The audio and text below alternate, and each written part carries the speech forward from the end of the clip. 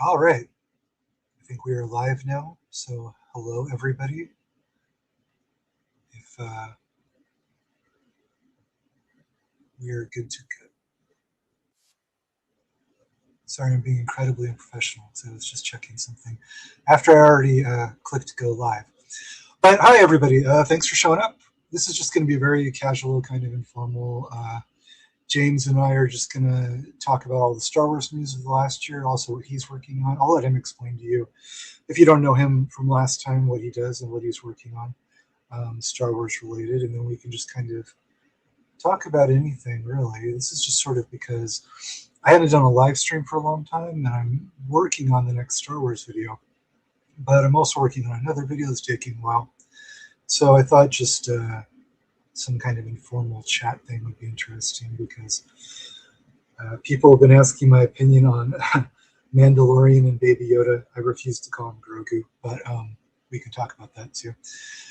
And about the Darth Maul show, and about Kathleen Kennedy, and about, all the other fuckery that's been going on at Lucasfilm for the last year. So I just thought it would be fun to talk about all that, answer questions if anybody wants to ask questions of either James or I, if you're interested in what he's doing or upcoming videos or whatever. So I'm going to bring on James right now and let him explain his own project rather than me explaining it for him.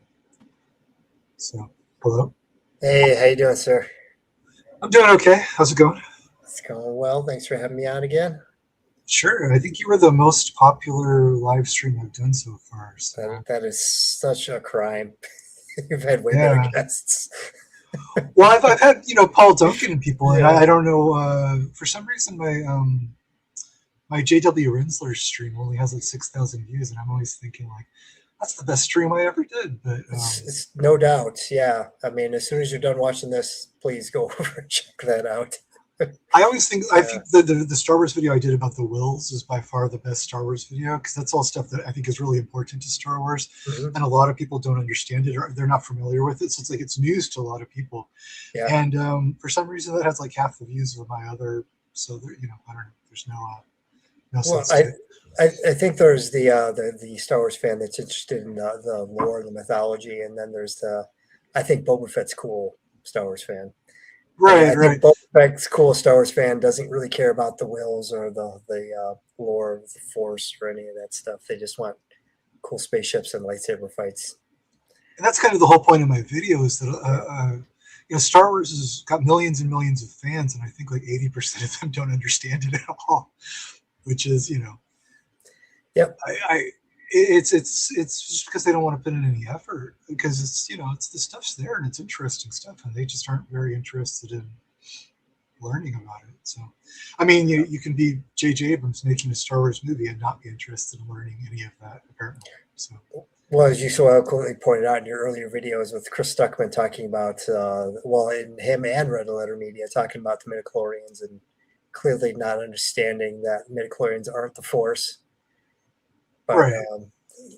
Just basic Star Wars knowledge that's spelled out in the movies. But and J.J. Abrams has said in interviews, he's like, when he's talked about midichlorians, there's I'm always saying like there's two different types of debates, right? Like there's debates where I don't mind when people disagree with me when they have a different point of view, but then there's people that disagree with you just because they don't understand what they're talking about, and that's J.J. Abrams when it comes to. You're like, oh, okay, it's not that he considered the midichlorians and he's got a different point of view. It's that he literally does not know what a midichlorian is, and yet he's still trying to make a movie about it, Yeah. And his little interview where he tried to dance around that, say, well, it's not that I don't believe that it's canon, but that's not what I believe. Well, it's like, well, you can't have it both ways, JJ. You can't say, I believe it's canon because that's what Lucas said, but at the same time, I don't think that's not what I thought when I saw A New Hope when I was a little Well, if it's not part of the universe of the movie that you're making, then in that movie it's not canon, right? If you're disregarded, that's what canon means, is that it's the whatever facts about the world that you stick to, right? So if you're not sticking to it, then it's not. That means I mean, he also I found a really funny clip where he because he was talking so much about practical effects and we got to have everything practical effects.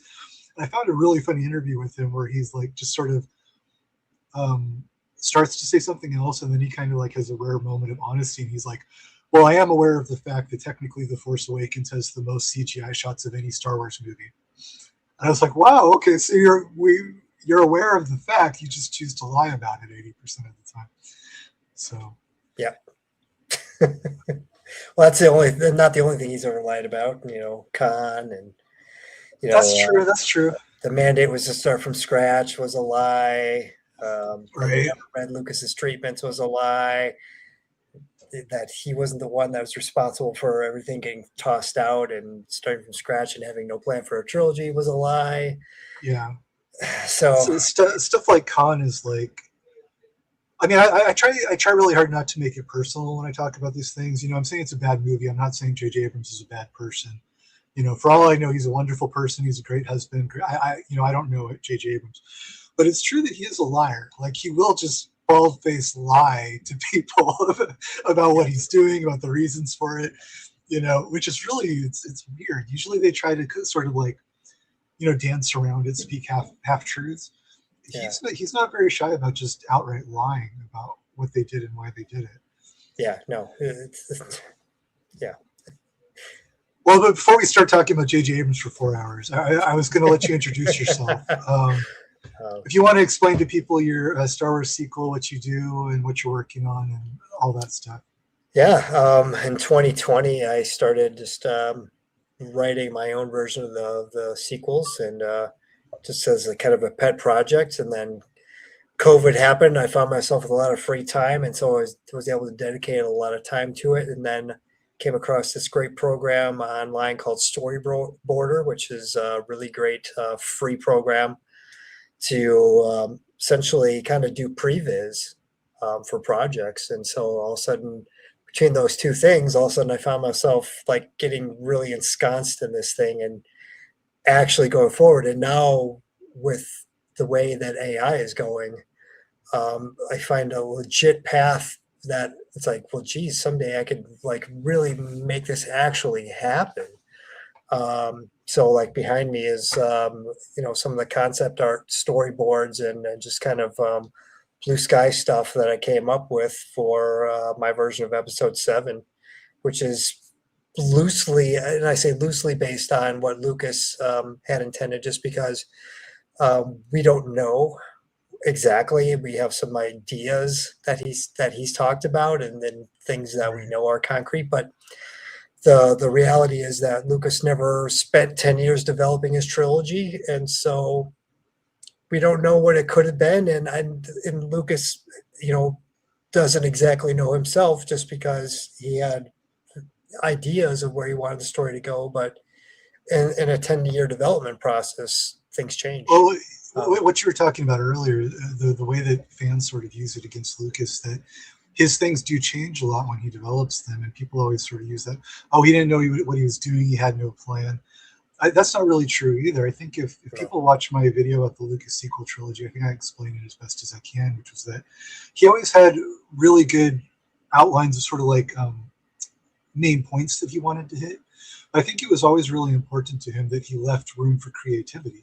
Mm-hmm. So it's like, he would know whatever the Emperor dies at the end of Return of the Jedi, but he would always leave a little room about how is he going to get there. And I think anybody that does any kind of like long-term creative project knows that's important, because you don't want to just be taking dictation from what you put in a notebook 30 years ago. You want to have, you need a little bit of a way to bring into it the process that when you're presently making the movie. Yeah. So even with this thing that I did, I mean, where it started to where it ends, it's crazy. And that's the one annoying thing about, and I know you've written stuff. And, the only good writing is rewriting, they say, and I wholeheartedly agree. And the thing that's annoying about writing, I think, is that you come up with an idea that you love and you generally think this would be fantastic, and you write it, and the first draft is usually not good. And so you spend all this time going, and you kind of go into it knowing, like, I'm going to spend all this time writing this first draft, and I know I'm not going to be happy with it, and I'm going to make changes to it. But that's just part of the process, is that I don't know any writer that says like, yeah, I just sit down and I type it out and it comes out I just shit gold. Just anything that I write is just magical. We can. I It want to makes try to sense. stay on top of the super chats and stuff this time because sometimes I let it build up. Like And last time. and I also want to say this is a very generous one, so thank you. I don't want to fall behind, Oh my guys. God, I will yeah. try to. I will try to answer all the questions that I can.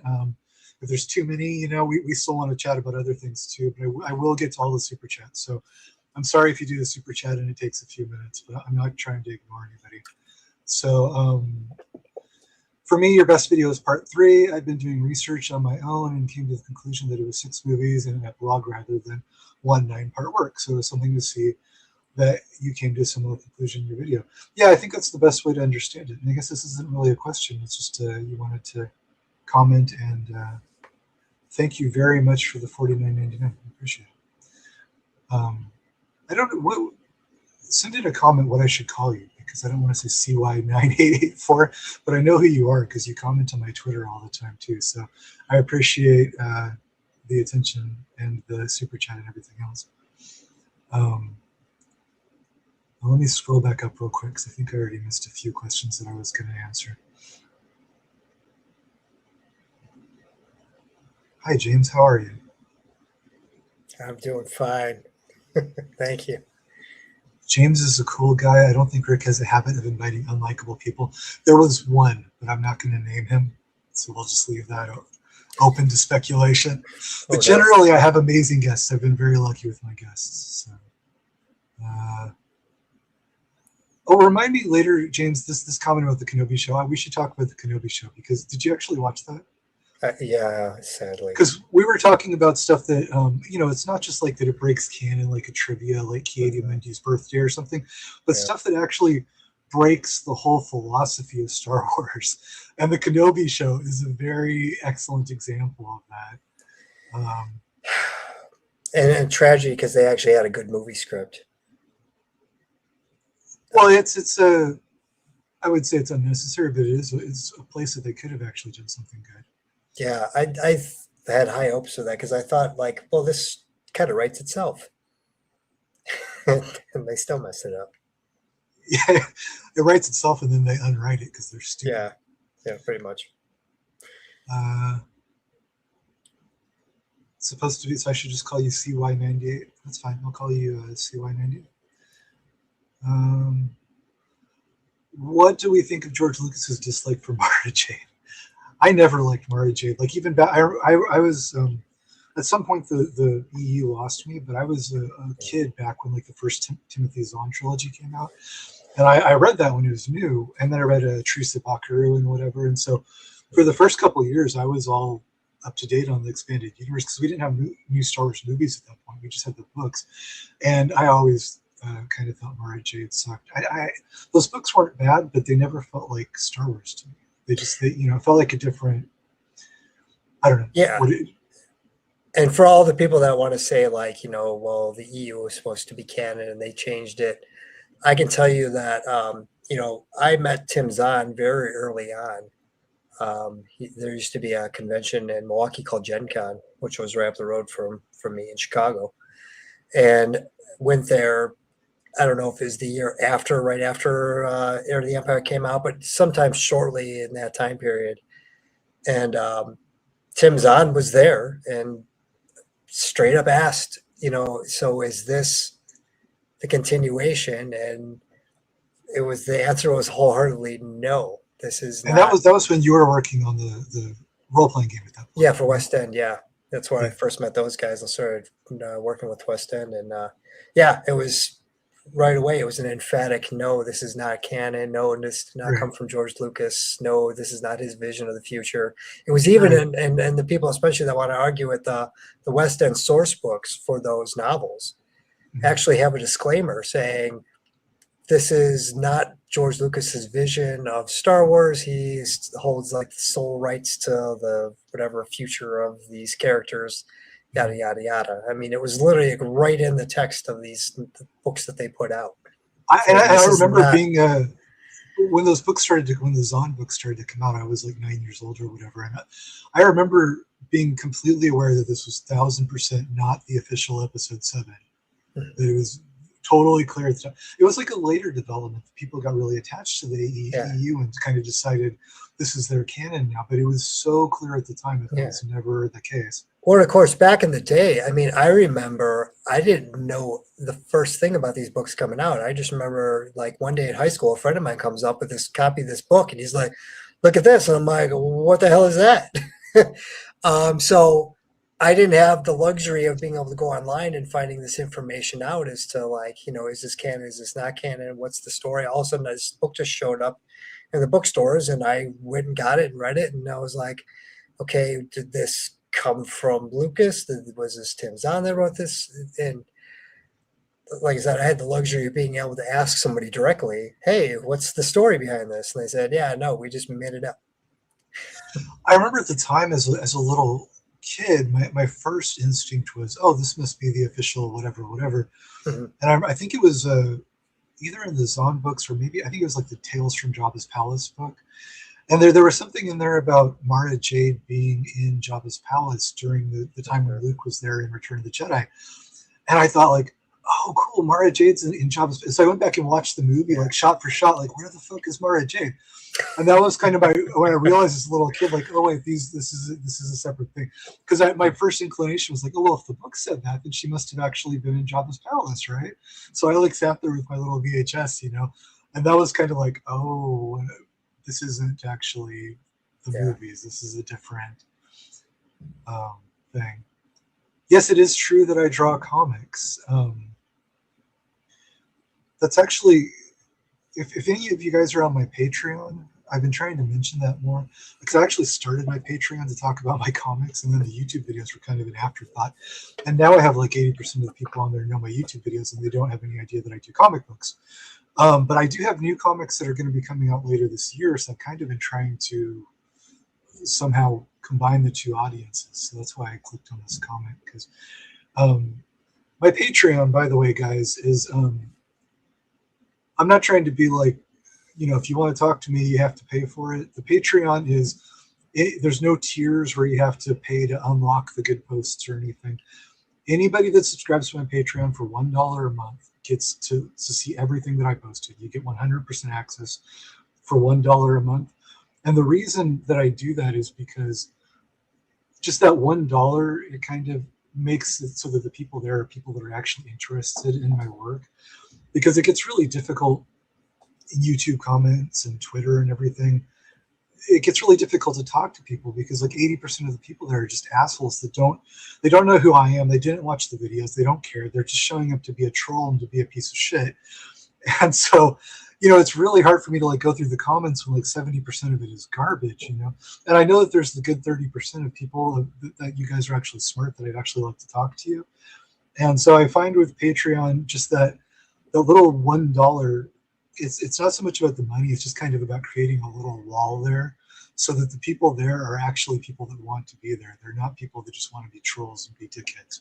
So I say all that because I made a few posts recently on the Patreon where I talk a lot about my upcoming comic books, my upcoming videos, all this stuff. And so I just wanted to kind of explain the thought behind the Patreon. I'm not putting it there to put it behind a paywall. I'm not trying to make it so that you guys have to empty your pockets to see all the good stuff. Everything is, all my videos will eventually be public.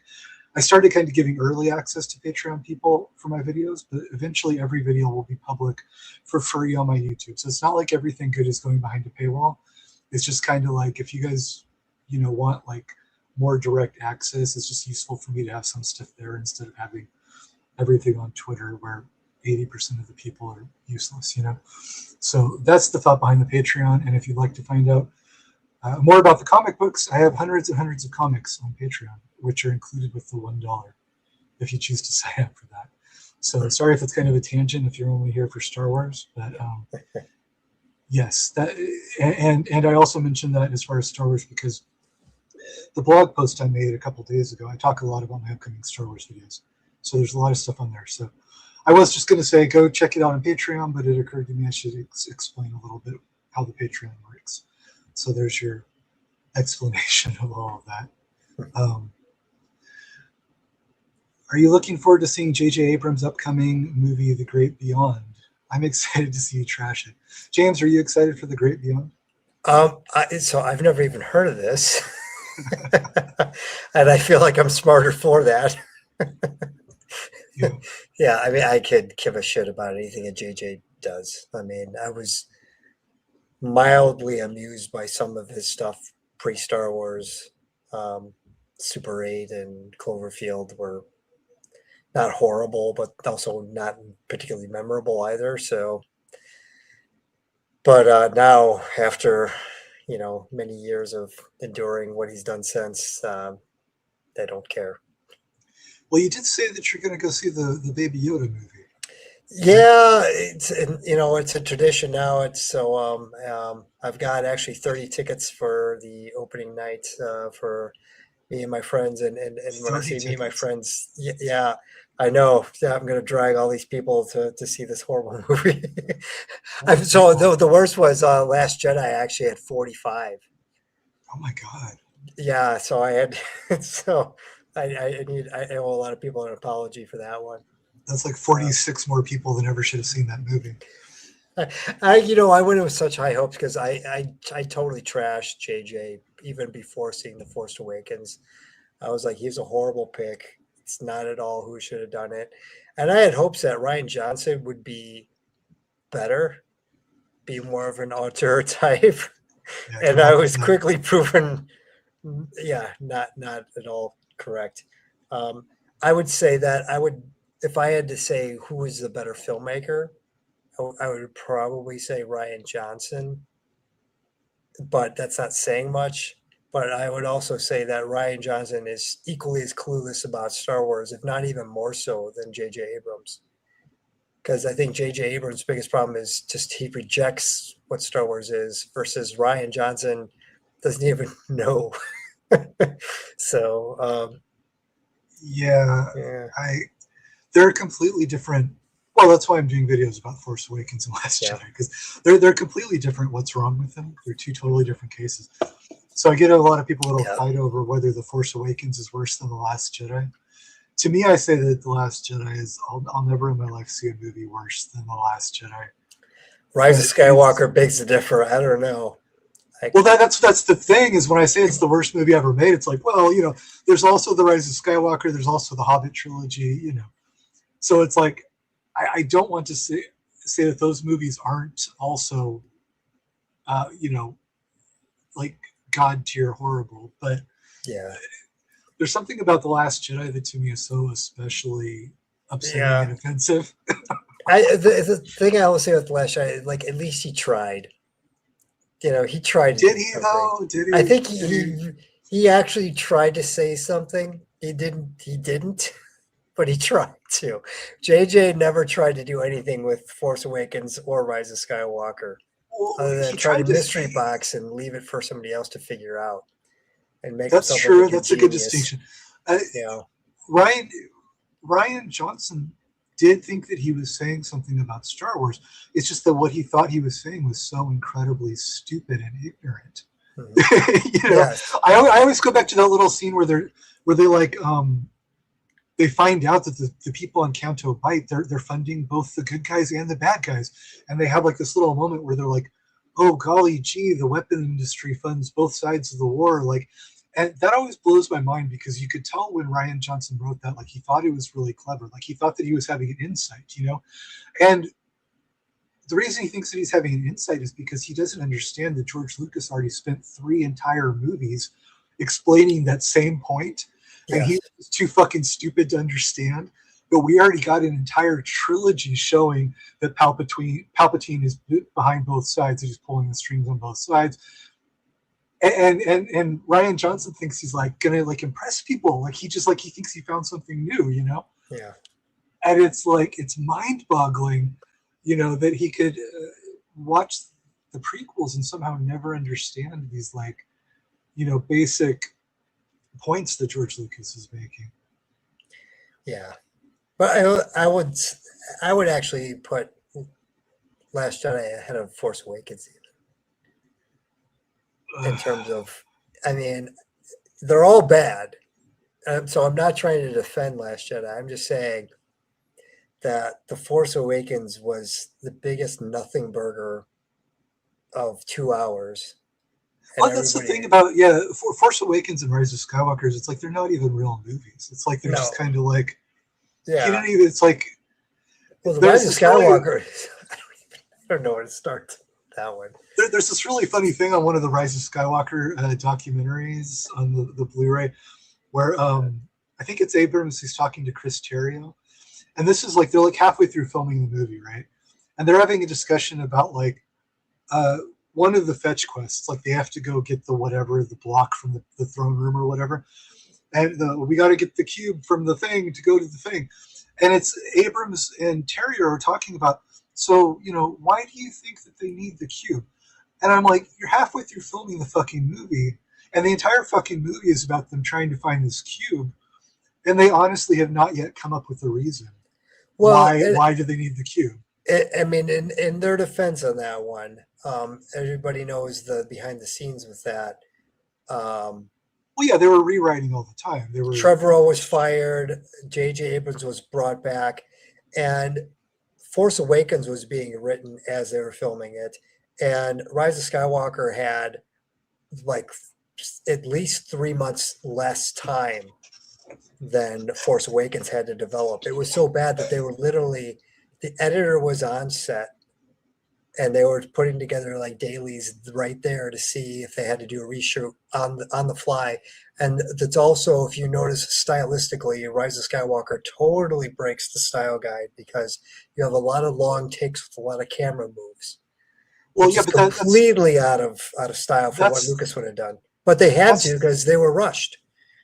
Well, that's the reason, but it's not a defense. Yeah. It's the there's no defense for making the movie and having no idea what the story of the movie is. There's a practical reason that they had to do that. Yes, and that's Iger's fault of saying it's coming out May 2019, come hell or high water, and I don't care if there's no script ready, and I don't care if we don't have a story yet.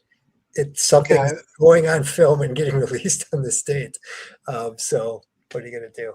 I have to get to a couple super chats. Yeah. Oh, this also is not a question. This is just people being nice to me and wanting to tip. I appreciate that. Wow. You're welcome. I enjoy making the How to Watch Star Wars series. And I do try to remind, when I'm complaining about all the stupid comments, I try to remind myself there are a lot of people that enjoy them and leave good comments. It's usually on the internet, it's usually the most annoying people are also the loudest, The nice people and the smart people, they usually don't need to come have a temper tantrum in the comments on your YouTube video. They can usually just act like adults. So it's that's why I tell you, I tell you you're doing the Lord's work, and that's coming from an atheist, So I don't block many people, or on YouTube you can mute people from their channel so that none of their comments show up on your channel anymore. And I only do that. I don't do it that often. But one thing I'll do it for is once in a while I get people that they're live commenting as they watch the video, and so there'll be a new comment from them like every 2 minutes, And I'm like, so you haven't even finished the video yet, but they're pausing the video like every 2 minutes to scream at me. And I'm like, okay, this is like some sort of psychiatric episode this person is having, Yeah. I'm like, this has nothing to do with me, nothing to do with the video. This has to do with this person is not well, And so those people, when people start doing that, I mute them from the channel because I'm just like, no. We just don't need to do this right now. Who has the time to do it? I'm like, God, I mean, I wish I had that much time in my life to just waste it. So sometimes I see it after, but sometimes if I happen to be on YouTube and I'm getting the notifications, and I'll be watching in a live time of this person, and I'm like, wow, this is disturbing. You're just watching like somebody have an emotional breakdown over my Star Wars video. And it's just, I kind of feel like it's better for them too if I just mute them, because they need to find a different outlet for whatever their problem is. Okay, this one's a question. Thank you for the super chat, and give us the top 3 worst arguments you've seen being used to defend The Last Jedi. Top 3 worst arguments. Oh God. Okay, I'll go. I've got a number 1 because this one's really been bothering me recently. Okay. this is like a whole thing I see on the internet of the Disney Star Wars fan accounts.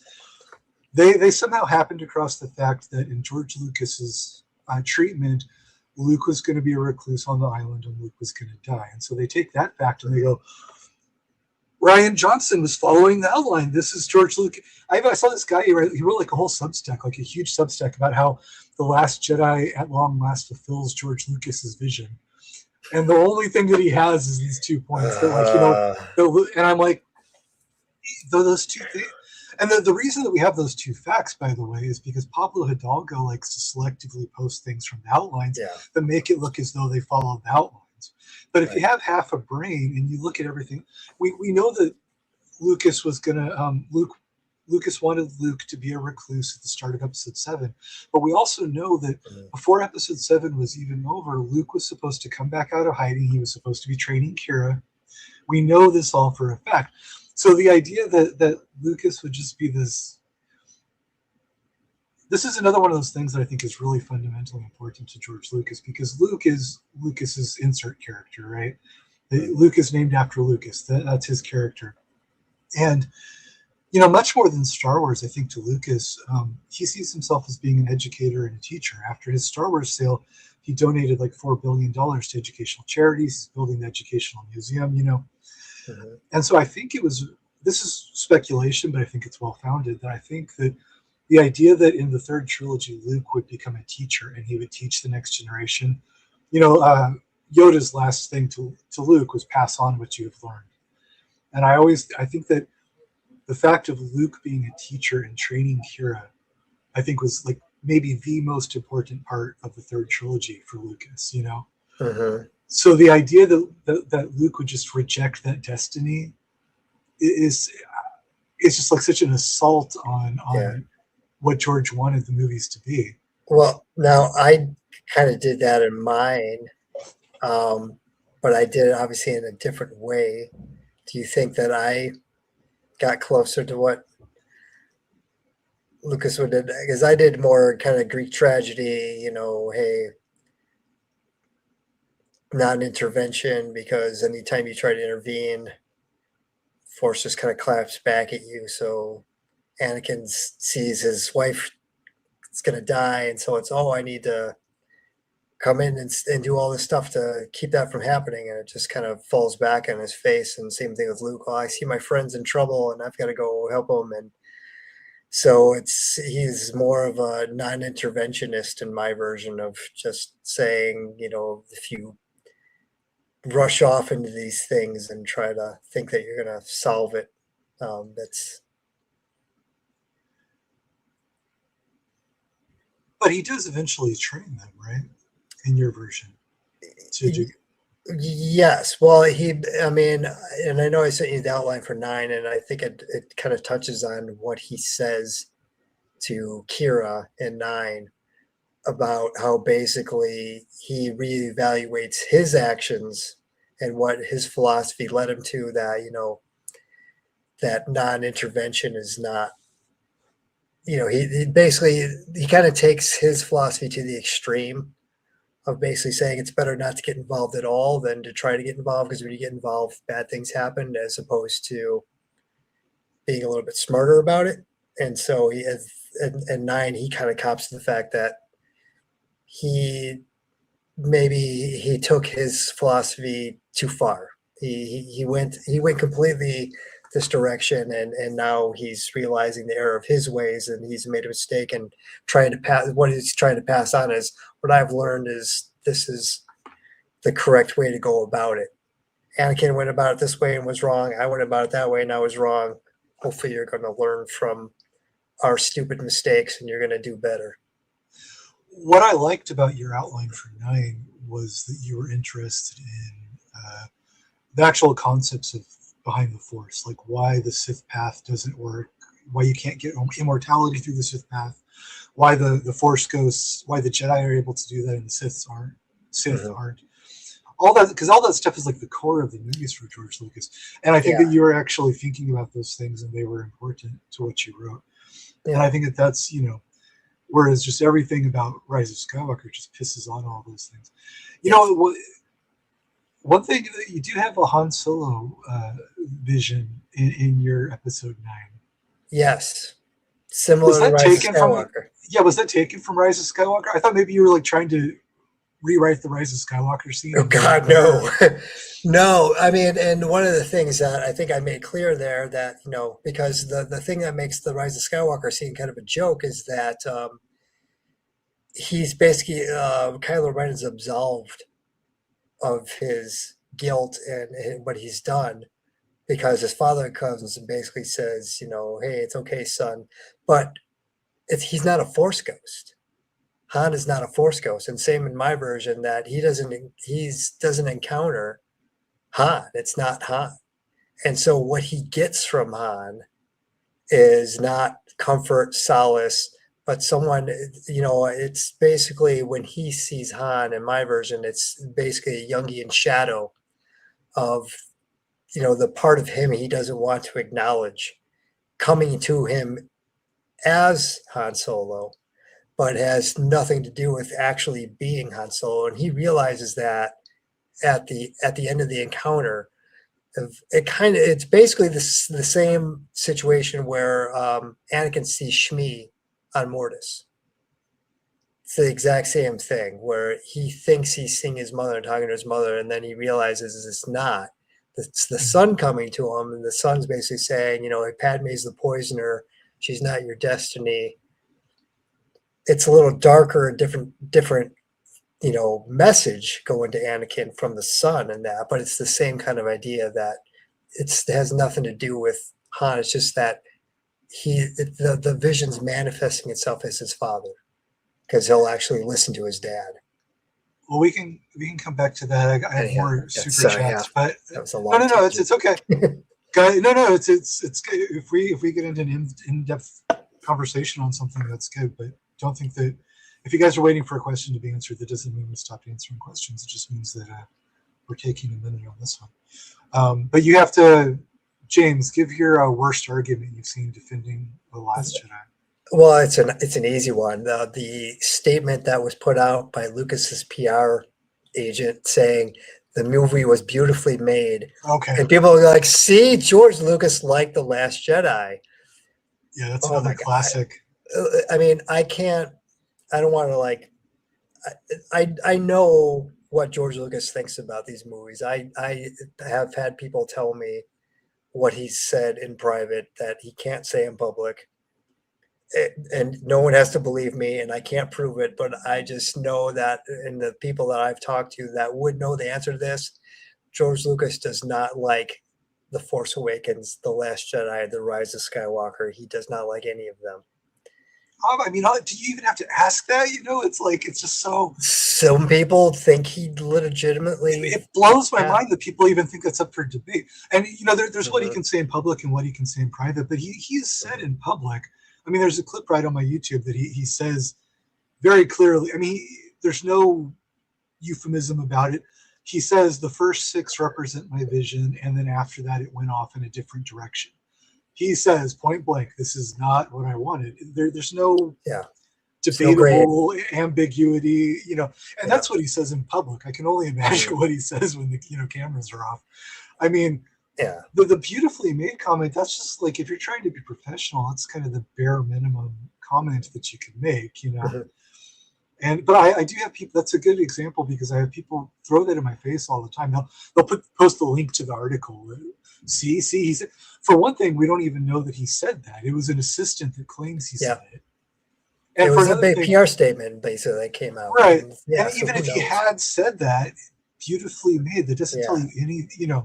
Yeah. So that's a great one because I get that all the time from people that think that it's some kind of proof that he liked the movie. But if you have the brain of a 6-year-old, you can tell that he obviously does not like the movie. But okay, I've got one more super chat. I know that wasn't 3 arguments each, but we're spending too long in this one. I'm going to go to the next one real quick. Super hot take. I actually prefer the first Hobbit movie to all the Lord of the Rings films. Also, I'm the guy that you blocked on Twitter for calling your top comic book list the most pretentious video that you had ever made. I don't remember that comment, but it sounds like something I'd block you for. because when people start calling me pretentious and everything, it's just very annoying. So I'm sorry if you weren't trying to be annoying, but that's just a very annoying thing to be told, because usually when people call you pretentious for something like that, what they mean is that you take it seriously, which I consider to be a good thing. I do take this subject seriously. Well, and I would be, the one thing that I would love about being famous is I love seeing the where they people read the angry Twitter comments that the celebrities read about themselves.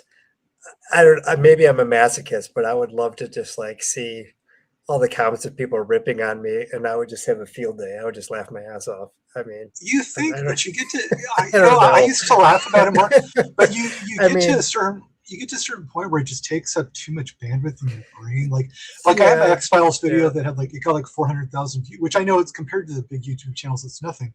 But I used to read every single YouTube comment, but you get to a point where it's just, you're going about your day and you get a little notification on your phone and you click on it, and it's just some stranger that obviously didn't watch your video that just wants to take time out of his day to tell you that you're a pretentious asshole and he hates you. And it's like that after if that happens like 50 60 times a day, it starts to take a toll on you. And that's why I'm just like, that's why at a certain point I just stop reading the comments. And that's why I say, guys, if you really want to talk to me, do the Patreon thing. It's just because it just gets to be a lot after a while. I guess at some point maybe I get sick of it, and maybe I haven't had enough of it yet to come to that. It's just it's funny like the first 10,000 times, and then like 10,001 it starts to.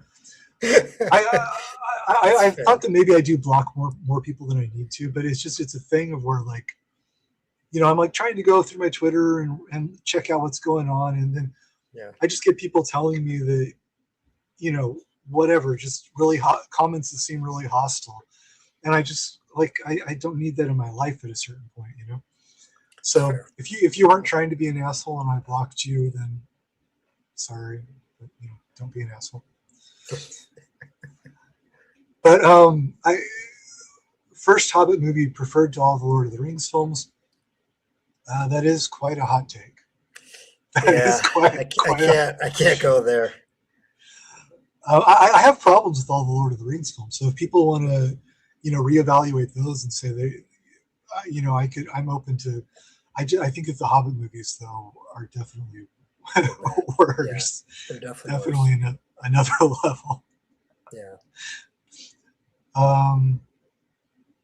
Okay, I think we're up to date on this. Wait, no, I have another super chat.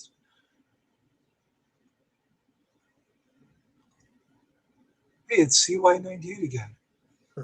This was probably just self-serving to defend The Last Jedi, but given that the author of The Art of The Last Jedi described Lucas's concept art of Luke as haunted by the betrayal of one of his students in self-imposed exile, and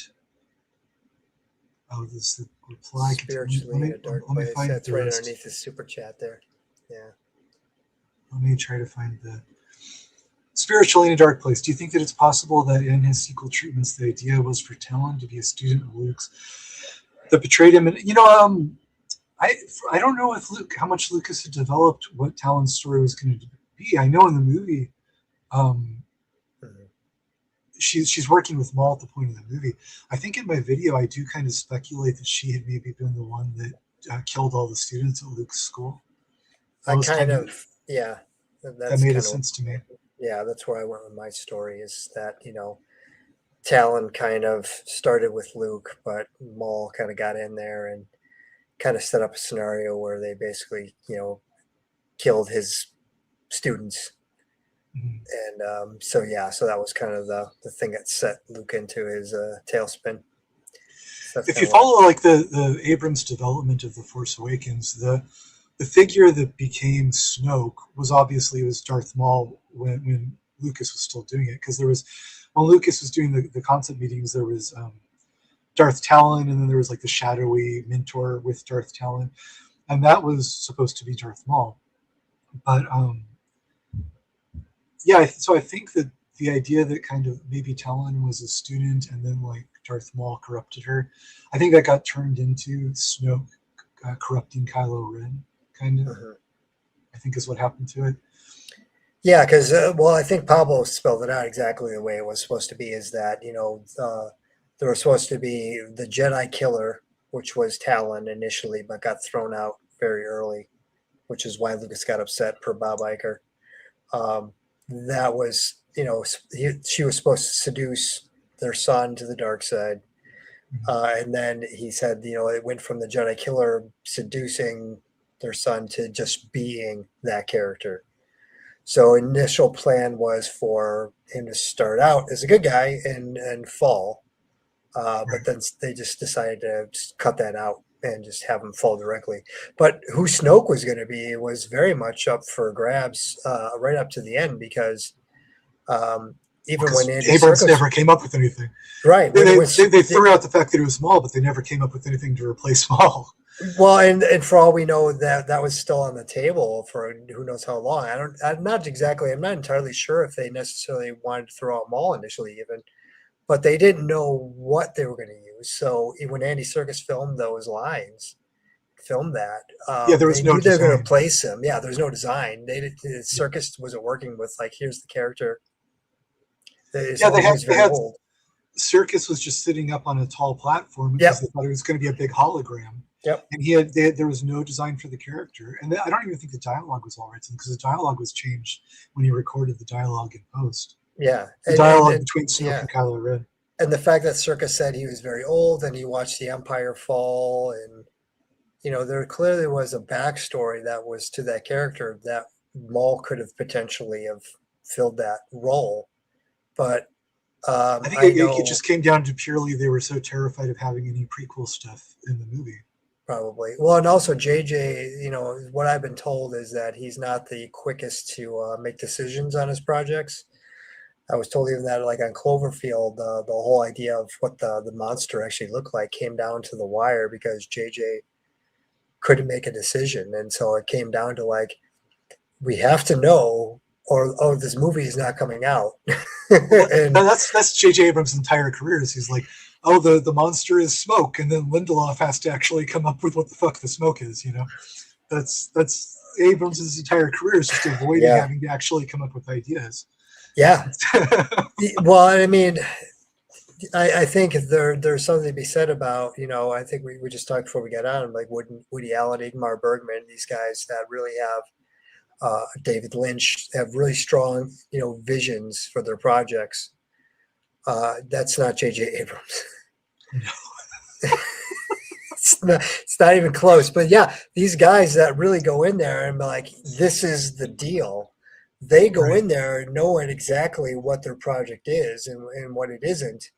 And so they're able to make those decisions very I'm easily laughing because because they have very clear vision. it's a very funny understatement to be like Abrams is not Bergman. It's like Sorry, yeah. J.J. Abrams, he's not exactly Stanley Kubrick, just not No. close, but not quite. Yeah, and I mean, obviously that's a high bar. Right. I don't expect every director to be at that level, but still. No, it's true.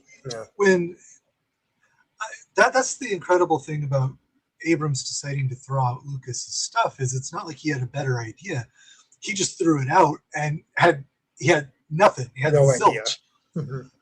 Which is Yeah. that's basically my next video is going to go a lot into that a lot because the one I posted sort of set up all of Lucas's plans and Lucas's concepts, and then my next video is going to show how they fell apart. So I'm might make mistakes if I try to remember things off the top of my head, but I really that's really interesting to go through because you can see exactly how the brother turned into Poe and the Jedi killer turned into Kylo Ren. And it's interesting to go through all that because you just watch them just tossing stuff out the window with absolutely no idea of how they're going to fix it, and Yeah. like just the hubris of it is really kind of incredible to see.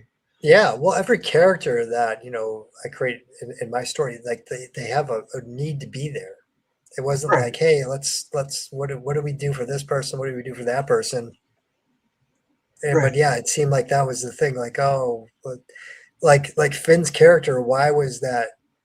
I mean, what was the whole purpose of having that character in there? Was it just like because they're talking about like, what's this character going to be, and like, hey, he can be an ex-stormtrooper. Like, well, you would think they would started with what this character was instead of like trying to shoehorn something in. Like, we have this character, we don't know what this character is, and then, well, if you don't know what the character is, why is that character there? There's absolutely no reason for Finn to be there, because what happened was that, I'm trying to remember, because you can, like in the Art of the Last Jedi book, the really interesting thing, I mean, the Art of the Force Awakens book, the really interesting thing about that is that it's chronological with all the art, so you can see how things changed. And I'm trying to, so basically it was Lucas's outline. It started out with Kira and her brother. They were Han and Leia's kids. They're on a mission. The brother gets taken by Talon and seduced to the dark side. And so they decided to throw out that because they were throwing out Talon. And then once they started to, like, pull threads in Lucas's outline, it just, everything fell apart, because they'd throw out one thing and then it's like, okay, well, the brother doesn't get seduced to the dark side, so what do we do with him? Okay, so we've got this character, but we have absolutely no story. And he's just kind of there with but they took away the reason that he was there. Yeah. And so it's like, okay, he's a stormtrooper. Well, why is he a stormtrooper? What does that have to do with the story? How does that affect his actions? Yeah, I have no idea, because it's a fucking mystery box, because I'm J.J. Abrams. Well, it was Kasdan, remember, that came up with that whole and Kasdan's the same. Yeah, and Kasdan like casually threw out like, "Oh, why don't we make him an ex-stormtrooper?" And they were like, "Yeah, that's a cool idea." And it wasn't like a thematic thing that they came up with. And it wasn't like, this fits the narrative of the story. It was like, hey, what if we had an ex-stormtrooper? How can we fit that into our story? I mean, it's such a back-asswards way of engineering these things. And what makes you angry about it is it's like, they had a perfectly good story right there with the son that falls to the dark side, and you don't want to do that. Okay, fine. So replace it with another good story. And the idea of Finn, that he used to be a stormtrooper, and now he's trying to undo the brainwashing and everything. That could actually be an interesting story if you have this, but they don't do anything with it. And instead, they get John Boyega, which is, by the way, it's not John Boyega's fault. The problem is that they didn't write a character for him. So when I make fun of Finn, it's not Boyega's fault. It's he had no character, because you get this character that's like, well, that could have been really interesting. He's got PTSD. He's never encountered normal people before. He was raised as a stormtrooper, and that could be a really interesting character arc. And instead, they just sort of let Boyega, he plays it like a clown. He's just like a total comic relief character. And so it just has nothing to do with with what the potential for the story was. It's very sad to see. Okay, I have one more super chat coming up. J.J. Abrams isn't even Paul W.S. Anderson. No, honestly, I would prefer Paul W.S. Anderson to J.J. Wasn't Snoke meant to be Plagueis? No. In Lucas's early outline in his concept art, there, I don't know if maybe he didn't. I think the impression I get is that he told the concept artist that Talon had a Sith Lord mentor that was supposed to be a secret, and so his identity wasn't revealed. So there's a lot of concept art with like Talon, and there's like a hooded, shadowy figure behind Talon, and that was supposed to be Darth Maul. So I don't think he was ever Plagueis, because Plagueis is killed in Lucas's continuity. I don't think he's killed in the Acolyte, but that's because the Acolyte is trash. So yeah, that's right, isn't it? The Snoke was Darth Maul. Okay. Yeah. Another super chat. Do you think George only started production on the sequels to boost the Lucasfilm price tag? Do you think we would? No, Lucas was deep into production on. Well, not deep, but he was about a year into production, and he before Bob Iger approached him. And Iger came to Lucas and said, with the idea, and I think at that point, Lucas was doing what he had been doing since Empire Strikes Back, which is he wanted to make the movies, but he was really looking for ways that he could hire another director and another writer, just because of the simple fact that one of these trilogies takes a decade out of his life. So he was developing the script with Michael Arndt. And he was working on. And then I think then Iger came along and said, "Hey, we want your company." And Lucas was like, "Well, I've been looking for a way to have somebody else make these movies, you know." And I think that was kind of Iger had approached Lucas years earlier and asked about him selling it, and Lucas said not yet at that time. But it was as early as 2010 that Lucas started thinking, hey, maybe 7, 8, and 9. And that's when they brought Darth Maul back into the Clone Wars. That was explicitly came from Lucas. Hey, find a way to bring this guy back in. So it was going to happen because the sale was on again, off again. It was not a guarantee that sale was going to go through, but the productions from 2005 when Revenge of the Sith came out up to 2012 were Strange Magic, Red Tails, Crystal Skull, and was that it? Is there anything else? I think that was it. And then obviously the Clone Wars TV show, but quite frankly, that they spent the budget on each episode was like double what it would normally be had anybody else made that show. One of the reasons why Clone Wars is as good as it was is because only a megalomaniac billionaire would have spent the kind of money that Lucas did on the show. And HBO killed the Underworld series. So then it's like, okay, well, I made a bunch of movies that lost us money. We don't have any future productions looking to make any money. The TV shows aren't exactly making us bank. It was Lucas had to look for a way to generate revenue for his company, whether he sold it or not. And that was the sequel trilogy. And that was the sequel trilogy, and everybody was aware of it.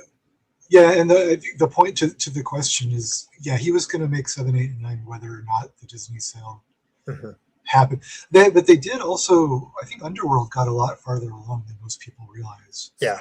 They had almost 100 screenplays, I think. Yeah. They had at least 2 full seasons. And I mean, no, more like 5 seasons, I think. I don't think so. I don't think they had that many. I know what's his name? Moore. Ronald Moore. Ronald Moore, yeah. He said that they wrote almost 100 scripts.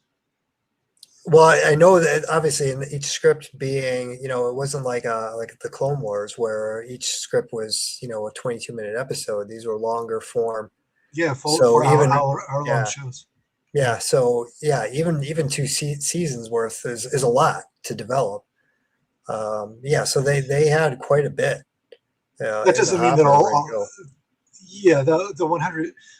A couple of them have talked about how the concept was that he wanted to, and I think Ronald Moore talked about this too, because that was kind of what he always wanted to do on a show like Battlestar Galactica. Was kind of the idea was like, what if we did a show like that, where when we started, because when they do those shows, it's like they never know how many seasons do we have. They never know where the ending is. And he talked about the idea was like, what if we did those shows and from the first episode we actually knew, we're doing 5 seasons, 100 episodes, so that they could actually. What if we had a plan? Yeah. What if we actually? Yeah. And they tried to do that, but it's always hard because you never know, you could get canceled every season, And so I think that's part of why they didn't make Underworld, is because they wanted to have a commitment for like 100 episodes before they ever started it. And so he has talked.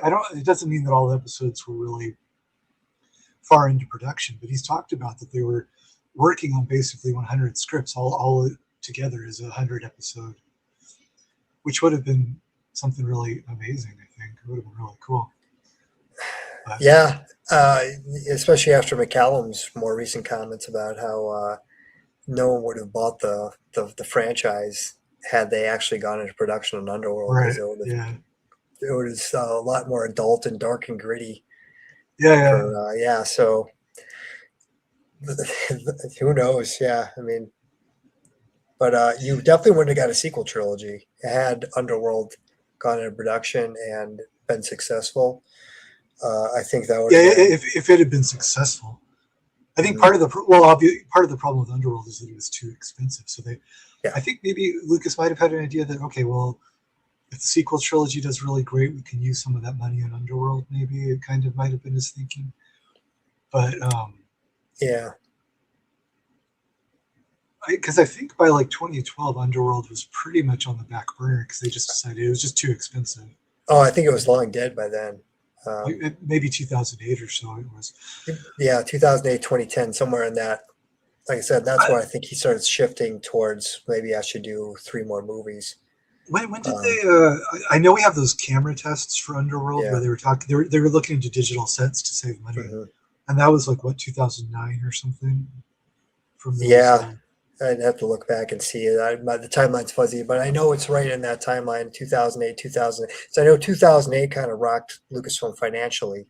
That was the big financial crisis, and then when HBO backed out of the Underworld series and they didn't really have anything in production, then it was like, okay, well, if this isn't going to happen, we got to get something going, and that something was going to be the sequels.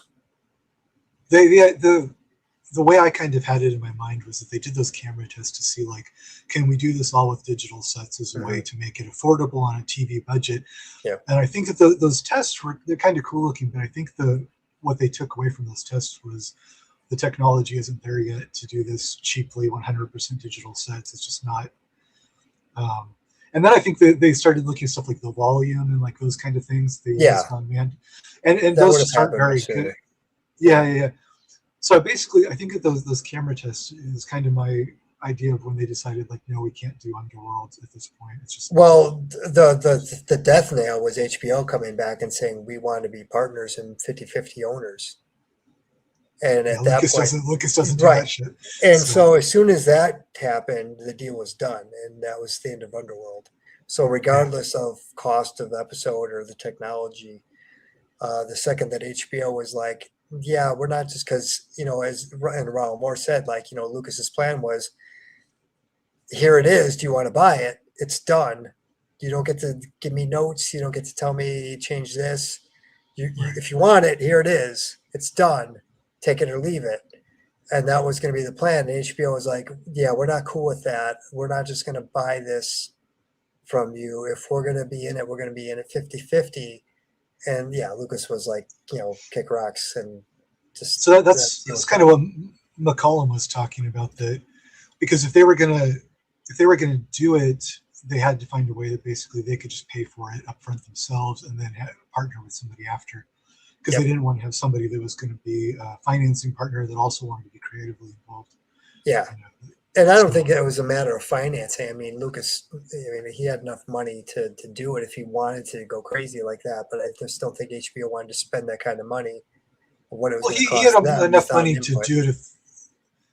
He had enough money to do it, like, out of his own pocket. But I don't think Lucasfilm was flush enough to fund that themselves. No, even Red Tails, he paid for himself. I mean, right? Yeah. And he's a billionaire. He could just pay for the whole show, but I don't think he was interested in just writing a person. He wanted it to actually be something that was profitable from a business standpoint, so that it could keep Lucasfilm going. Yes. So. Yeah. It couldn't just be he's made comments too that we were doing these projects that were just sort of, vanity projects, but they weren't actually making money for the company. He could do that, but it wasn't like a business model, Yeah. Well, he even said when he sold the company, he's like, I've got like 1,000+ people working for me that I have to think about. And that's, people think, oh, he left because of the fans and he was tired of the fans. It had nothing to do with that. I think it had something to do with it. I mean, I guess I wouldn't say it's nothing, but I think it was more of felt like he had an obligation to his employees in terms of, keeping the company afloat. Obviously, he had his personal thing with getting married and having a kid, that he was going to obviously interfere with him running a business, and making a trilogy, certainly. And I think where the fan thing comes into it is that if he was going to make these movies as a business proposition to keep the company afloat, that meant that he would have to put up with the fan bullshit. And what he wanted was, he wanted to make these movies, but he also wanted to make them on his own terms. He wanted to go in and do it his way, do what he wanted, do, whatever weird shit, do lots of Twi'lek ladies with bare midriffs, whatever. Yeah. All whatever the things he likes, whatever makes him happy. Yeah. And I think that he's like, he could either do these movies just like as a write-off, just do it how he wants, or he could do them as a business proposition that they're supposed to make money. And in that case, then you have to hear from all the fan bullshit. And I think that idea just kind of got him down. That it just wasn't. He said that in that one interview clip. That he said it's not really any fun when you have people telling you that you have to do it this way, you have to do it that way. Well, and he said that he thought the fans would hate the sequels. Right, yeah. But it sounds like he just at that point didn't give a shit, because he was like, yeah, we're going to talk about midichlorians. We're going to bring in the wills now. We're going to double down on this. Yeah. Fans be damned. And so that being the case, I think if he made those movies, he would have made them his way, and the wills would have been in there. He's a stubborn enough guy that he's always just going to do what he wants to do. But I do think that at some level, he does what he wants to do, but it does get him down just to see people constantly tearing it apart, constantly ragging on it. He's not immune or oblivious, to the reaction. And he did mention that he changed his plans for the prequels slightly after the backlash of Phantom Menace with midichlorians. He was going to go into that a little deeper in the prequels and pull back. That is. I think that might be the only thing he's ever talked about changing because of the fans. Yeah. And in that quote, he said that he's like, well, because on one level, this is a business, and everybody hated the midichlorians, and so he pulled it back. And that was his reason, was that it was, he can do what he wants to an extent, and it usually makes him a whole lot of money. But there is, at some point, he does have to consider, that he has thousands of employees and hundreds of millions of dollars are writing on the movies. Yeah. It does have to enter in eventually. I'm curious to know, Rick, do you think that Andor is only bad because it is not what Star Wars is meant to be, or do you have criticism of the show on its own merits? I myself don't love it. Did I talk to you last time, James, about doing an Andor live stream? Yeah, it did come up at some point that you said you might do it. Because I mentioned on my blog a few days ago that there might be a how to watch Star Wars was supposed to be 6 parts, and I mentioned that I might do a part 7, and the part 7 would be about Andor, because God, I hate it so much. It sounds really depressing to make a video about it, but it has its moments, but in terms of it being, I will say, is it Star Wars? Absolutely not. No. I did like leading up to the Aldani heist, and I thought it was really well done in terms of them ratcheting up the tension. It felt like how it should feel if a bunch of randos are going to invade an Imperial bank, basically, to try to steal us money, and the anxiety and stuff like that. I thought that was done very, very well in terms of how they built up the tension with that particular thing. But yeah, I mean, it's definitely not Star Wars. It's nothing that Lucas ever would have done or signed off on. And also the other thing too is even the stuff that I feel is done well.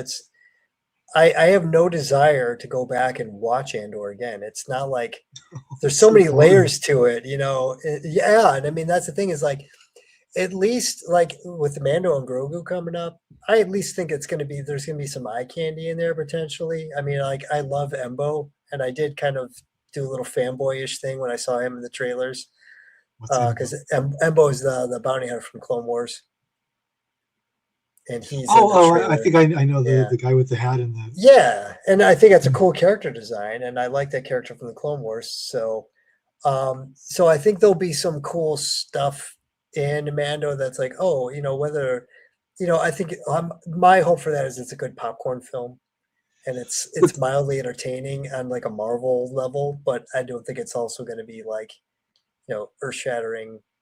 The closest I've ever come to liking something in Disney Star Wars was in Book of Boba Fett, which this is not me defending Book of Boba Fett, which is a submental piece of trash show, but I did I liked seeing a live action Cad Bane, just because Cad Bane was one of my favorite Clone Wars characters.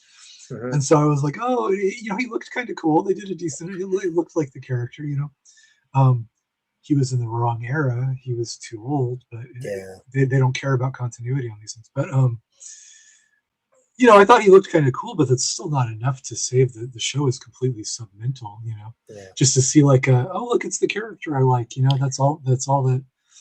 When even from a design perspective, because like I said, I mean, I can at least look at some of the stuff and say, well, it's eye candy, you know, it's or you know, we're talking about Maul Shadow Lord. I think it looks beautiful the way they did like the painted backgrounds and stuff and the animation, the lighting. I think it's got a cool aesthetic to it.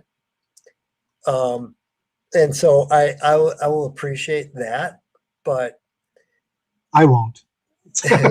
yeah, no, you're not even the art That Darth director. Maul show, Jesus Christ, I've tried so hard with that show. I think it just I So, can't watch it. It's unwatchable. It's so boring to me. I don't know why they think they could make a show about Darth Maul.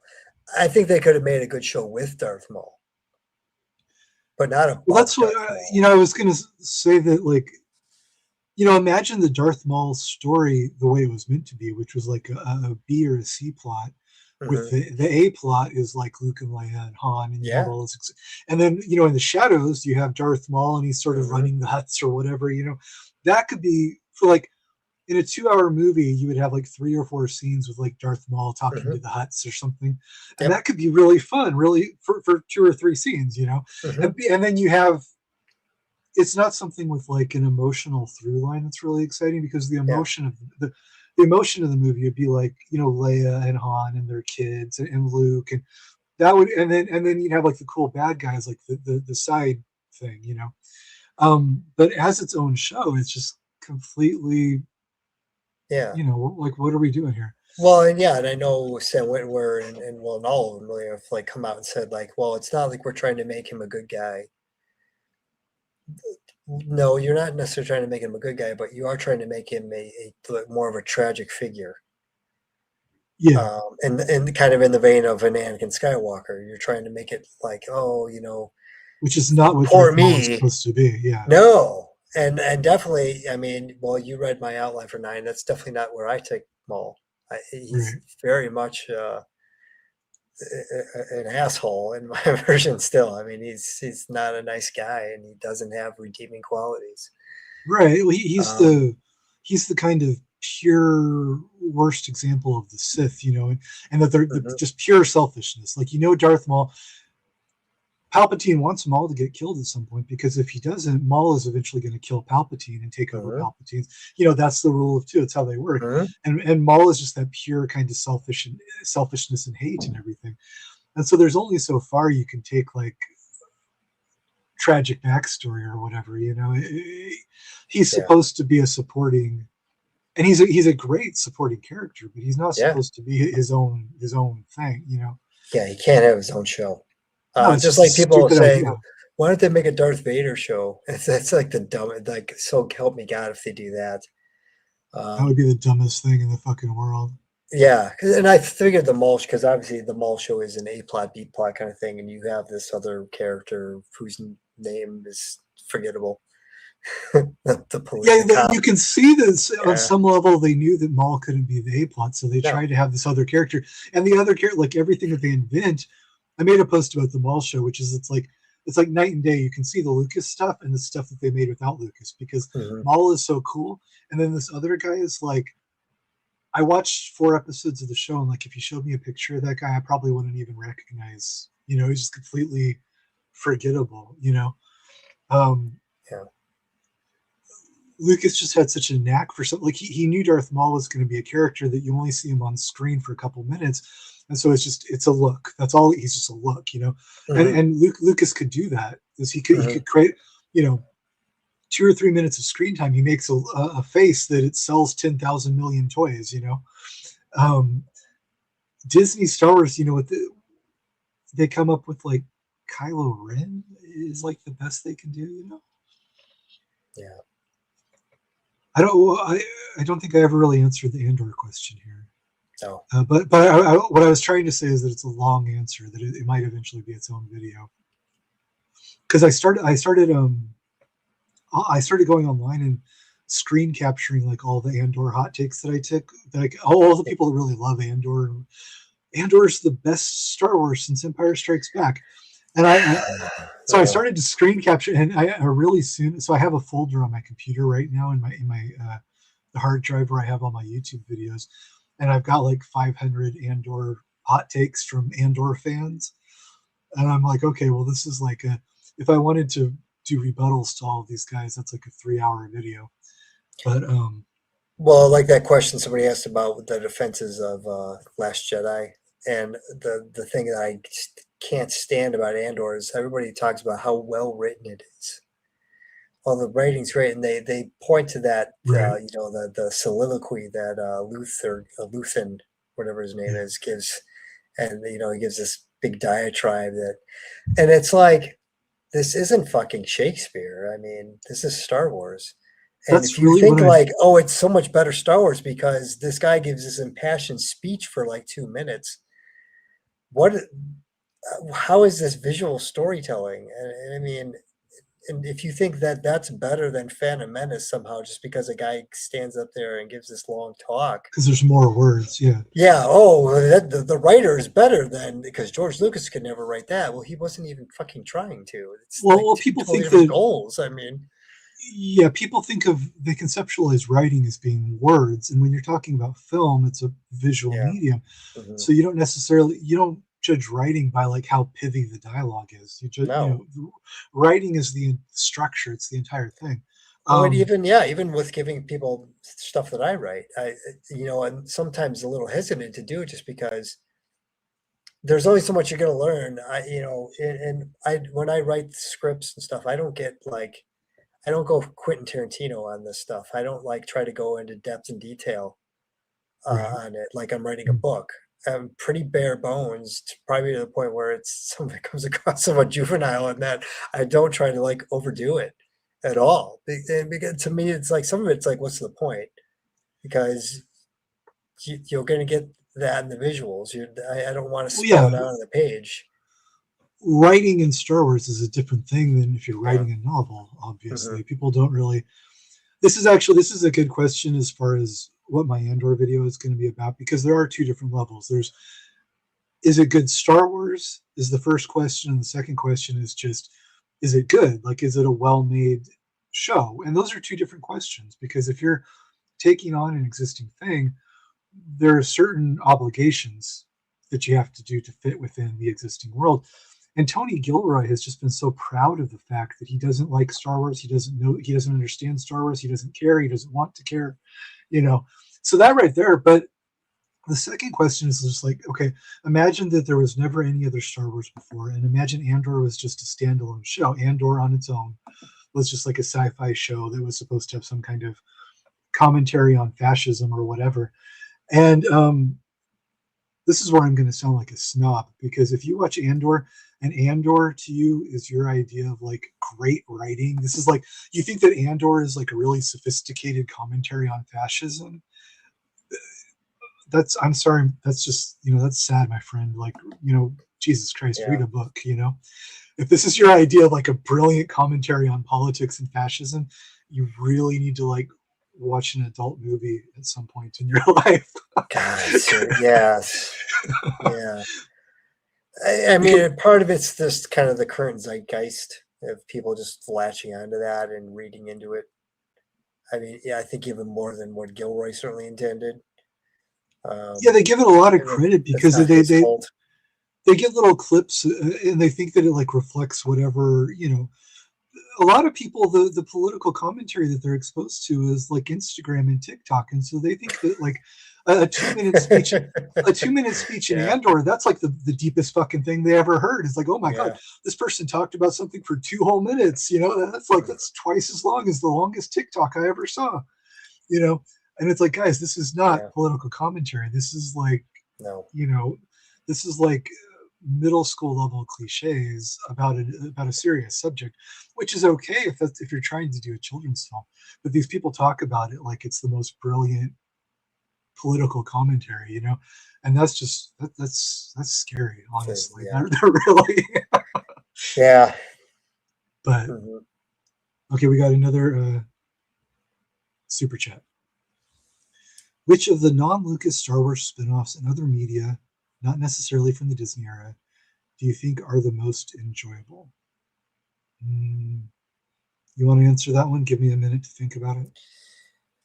In terms of the books, there's only a couple that really stand out in my mind. The Plagueis novel has its moments, but a lot of that has to do with and James Luceno will cop to this, that Lucas was tangentially involved because I think it was actually Howard Rothman that kind of saw the early kind of draft of it and basically told him, you probably should talk to Lucas because you got some of this stuff wrong. And so that one really hits on the Force and how it works in a way that nothing else in the EU works. Because it really did get close to things that are like the core stuff for Lucas, the stuff that's really important to him. Yep. And then outside of that, the Han Solo trilogy that A.C. Crispin wrote was pretty good. But definitely. You mean like back in the 80s, like the old Han Solo trilogy? No, not the guy. What was his name? Now, why can't I think of his name? I got it on the tip of my tongue. Who wrote the original, the Han Solo books and the Lando books that they used to have back in the 80s? Yeah, it was L. Neil Smith. Why can't I remember him? That did the Lando books, and then Brian Daly. Brian Daly did the Brian Daly. Yeah. A.C. Crispin did a trilogy in the 90s that's actually pretty good. Okay, I didn't read that. And how Han was raised by Wookiees and kind of a similar thing where he had this love interest and whatnot. And a decent backstory to Han Solo. And also part of it is you can't fuck up the Force when it's not involved in your books. So there's also that. So there's less mistakes to be made in that circumstance. I do think that they do better with like Han Solo or the Bounty Hunters than they do with when they get into the Jedi. It's just always wrong. They just don't get it. Yeah, if they start to get into that stuff, but like when Mandalorian works, they understand like spaghetti westerns, and they lean into that. Then it's like, okay, you kind of understand what's going on. But then they can do part of Star Wars, but they can never do the whole thing. But they'll latch onto a certain bit, like because that's what drives me crazy when people talk about the Mandalorian. They're like, "Oh, Mandalorian, it's the Star Wars, but it's a Western," and I'm like, "Well, Star Wars is already a Western." Yeah. But the what makes Star Wars so unique though is that it's a Western, plus it's a samurai movie, plus it's Flash Gordon, plus it's Joseph Campbell. It's Star Wars is not one of those things. Star Wars is the combination. That's what to me, when I try to think of spin-offs besides the movies, none of it really feels like Star Wars to me because it's Star Wars. It's a combination of the content, but also the form. It's a combination of the way Lucas edits it, the way Lucas shoots it. So as soon as like you don't have like the John Williams music, you don't have the editing. As soon as that stuff's gone to me, it just like I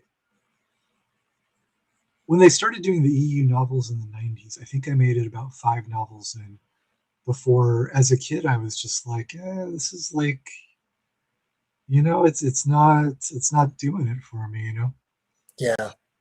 No, there's definitely, I mean, and that's what people don't understand. Like Heir of the Empire would make a terrible movie. I don't care how much you like it as a book.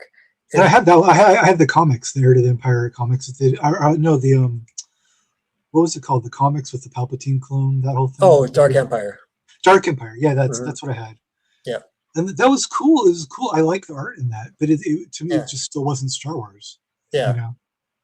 Yeah, well, actually, in the Heir of the Empire comics, they have the Heir of the Empire comics have fantastic artwork, and I appreciate those for the artwork. I forget who the artist was, but I like those just because eye candy and look at it. But in terms of like, is this a great story and something I want to see made into a movie? No, but I can appreciate that the artist has talent. And I love comics. I make comics. I'm sitting in front of a whole wall of comics, but it's a different thing. It's not. And to me, Star Wars is always George Lucas with the camera making cinema.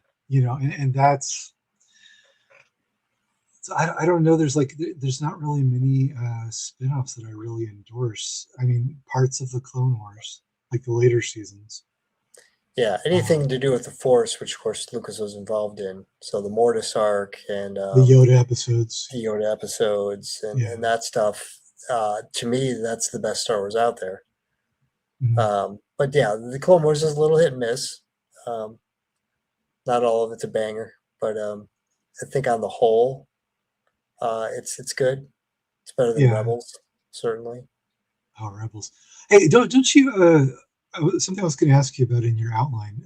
Did you use one of the planets from Rebels? It was like Lotho or So Lothal Minor is where they find Darth Maul in the Clone Wars. So it did, just yeah, I had a brief reference because I want him to, okay, because obviously when he shows up, you have to have an explanation for the normies as to, hey, wasn't this guy cut in half like 7 episodes ago? What the hell is he doing here? right? So Yeah. you if you're gonna bring him back, you have to kind of go into that So story a what I little was bit. thinking of was in Rebels, the planet where Ezra's from. Isn't that Lothal or Lotho or Lothal. Lothal? Lothal. Yeah. I Why know did they they name it start so off, similar? I think they're just running out of shit. They just they just I will take the L off the end. Yeah. That's Well, good. That's good enough. because I'm pretty sure like Raxus, and there's like Raxus and there's Raxus Prime, and they're two totally different planets because one's in Force Unleashed and one's in Clone Wars, and they're not related to each other at all. And I think, yeah, it's just at some point you're just gonna They happen to just run give into up. shit. Yeah. They just give up. Well, let's see. I think I'm. Oh, there's another super chat. I appreciate the super chat, guys. If I'm not saying a personal thank you every time, I appreciate it. It's very nice of you, and it helps make doing these live streams worthwhile, really, because you have to pay StreamYard, you have to pay all this stuff, so it's a help, and I appreciate it. So, what I love about the Thrawn trilogy is that it treats the knowledge of the Force more scientifically than Lucas himself. I think it actually shows that if the EU was more mainstream, it would get hounded a lot more. What I remember about the Force and the Thrawn trilogy is like the Ysola Mary that Thrawn had and all that. And I remember Joris Saboth Yeah. being like which always, I think it bothered Lucas too. The idea of cloning a Force sensitive person doesn't really work because they wouldn't necessarily have the same Force abilities if they were a clone, Mhm. right? I think Lucas has kind of Lucas has said that he didn't want Palpatine to be cloned. That Mhm. was something specifically Lucas doesn't like. Yeah. Although he was to some extent involved with Dark Empire. I've heard that, yeah. Mhm. Um, and I know for a fact, um, I don't know if he necessarily liked Dark Empire, but I know that so someone, and I'll nominate this person to, this has happened a long time ago, but I just don't want to open up bad wounds for anybody. Somebody casually said, um, "Oh, George Lucas doesn't like the Thrawn trilogy, but he is a fan of the Dark Empire series." And that person got a talking to after they said it because they said it in a setting where lots of people were there that were people that shouldn't hear Lucas's opinion on these things. Right. And so I have every reason to believe that that is true because this person would know that, and then also, like I said, got lectured for, we're not supposed to be talking like that now at these things. And Yeah, because he's publishing this stuff. He's not going to badmouth one, whether he likes it or not. But yeah, one thing I've always had the impression with Lucas, as far as the expanded universe, is he's made a few comments, and also from his museum and his art collection and everything. We know that Lucas is a big fan of comic books, mhm, and I think that to him, I would speculate. I think he feels like a comic book is much closer to cinema than a novel is. And mhm, so I think for him that the comic books maybe are closer to his Star Wars than the prose yeah, novels. yeah. I kind of What because just the visual storytelling is such an important part of it. I'm trying to remember the whole story, but I know Lucas was actually talking to Tom Veitch, I think is how you pronounce his name, who wrote Dark Empire, and then I don't remember his name. they went to do a sequel, Dark Okay. Empire 2, which is god awful. But when they initially started working on that, he was talking to Lucas directly. Mhm. But I guess Lucas got really pissed off when he came to find out that there had been no official, like, at that point in time, there had been no contract, nothing drawn up, there was nothing on the table that, like, this was actually even going to happen. So there was no Dark Empire 2, like, that had been authorized by Lucasfilm at that point. And Lucas Also, was he not was just aware. kind of chatting up Lucas with his own personal project. Is that what? Yeah, stuff like, oh, hey, in Dark Empire 2, we're going to do this. And Lucas was, And he didn't have a contract to write it. That is right. really unprofessional. He's just wasting Lucas's time. Yes, and so I guess at that point and then Dark Empire 2 came out and it's a hot mess, and then at that point it ended kind of like where it didn't end. And so they kind of went to them and said, wrap this shit up, and then you got Empire's End, which was like, I don't know, like 2 issues that were just fucking ass. Because they just had to cap it off somehow. Yeah, when I read Dark Empire, it was probably at least 30 years ago. So I was a little kid and it was a brand new comic book. I bought it at the comic book shop with like the Wednesday comics. Yeah. And so it's been that long since I read it. But I do remember, I remember it looked nice. I remember I liked the drawings of the starships and everything. But the story to me, it was just totally, it didn't do anything for me at all. I don't think I ever read the sequel. I wasn't really involved with it, like emotionally. But I do think at the beginning, I get the impression that like in those early days, like the early 90s, that Lucas was a little more involved in the EU. And that he kind of just, I think by the prequels, he kind of felt like, okay, I just need to divorce. That's them, and then this is me. I think you know. Yeah. Do you feel that way? Like with like the Thrawn trilogy, he was a little bit more interested than he was later on.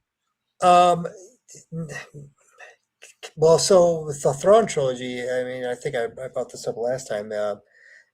Zahn had mentioned that he was told initially, Lucas isn't making any more movies. Your novels are going to be the official continuation of the saga.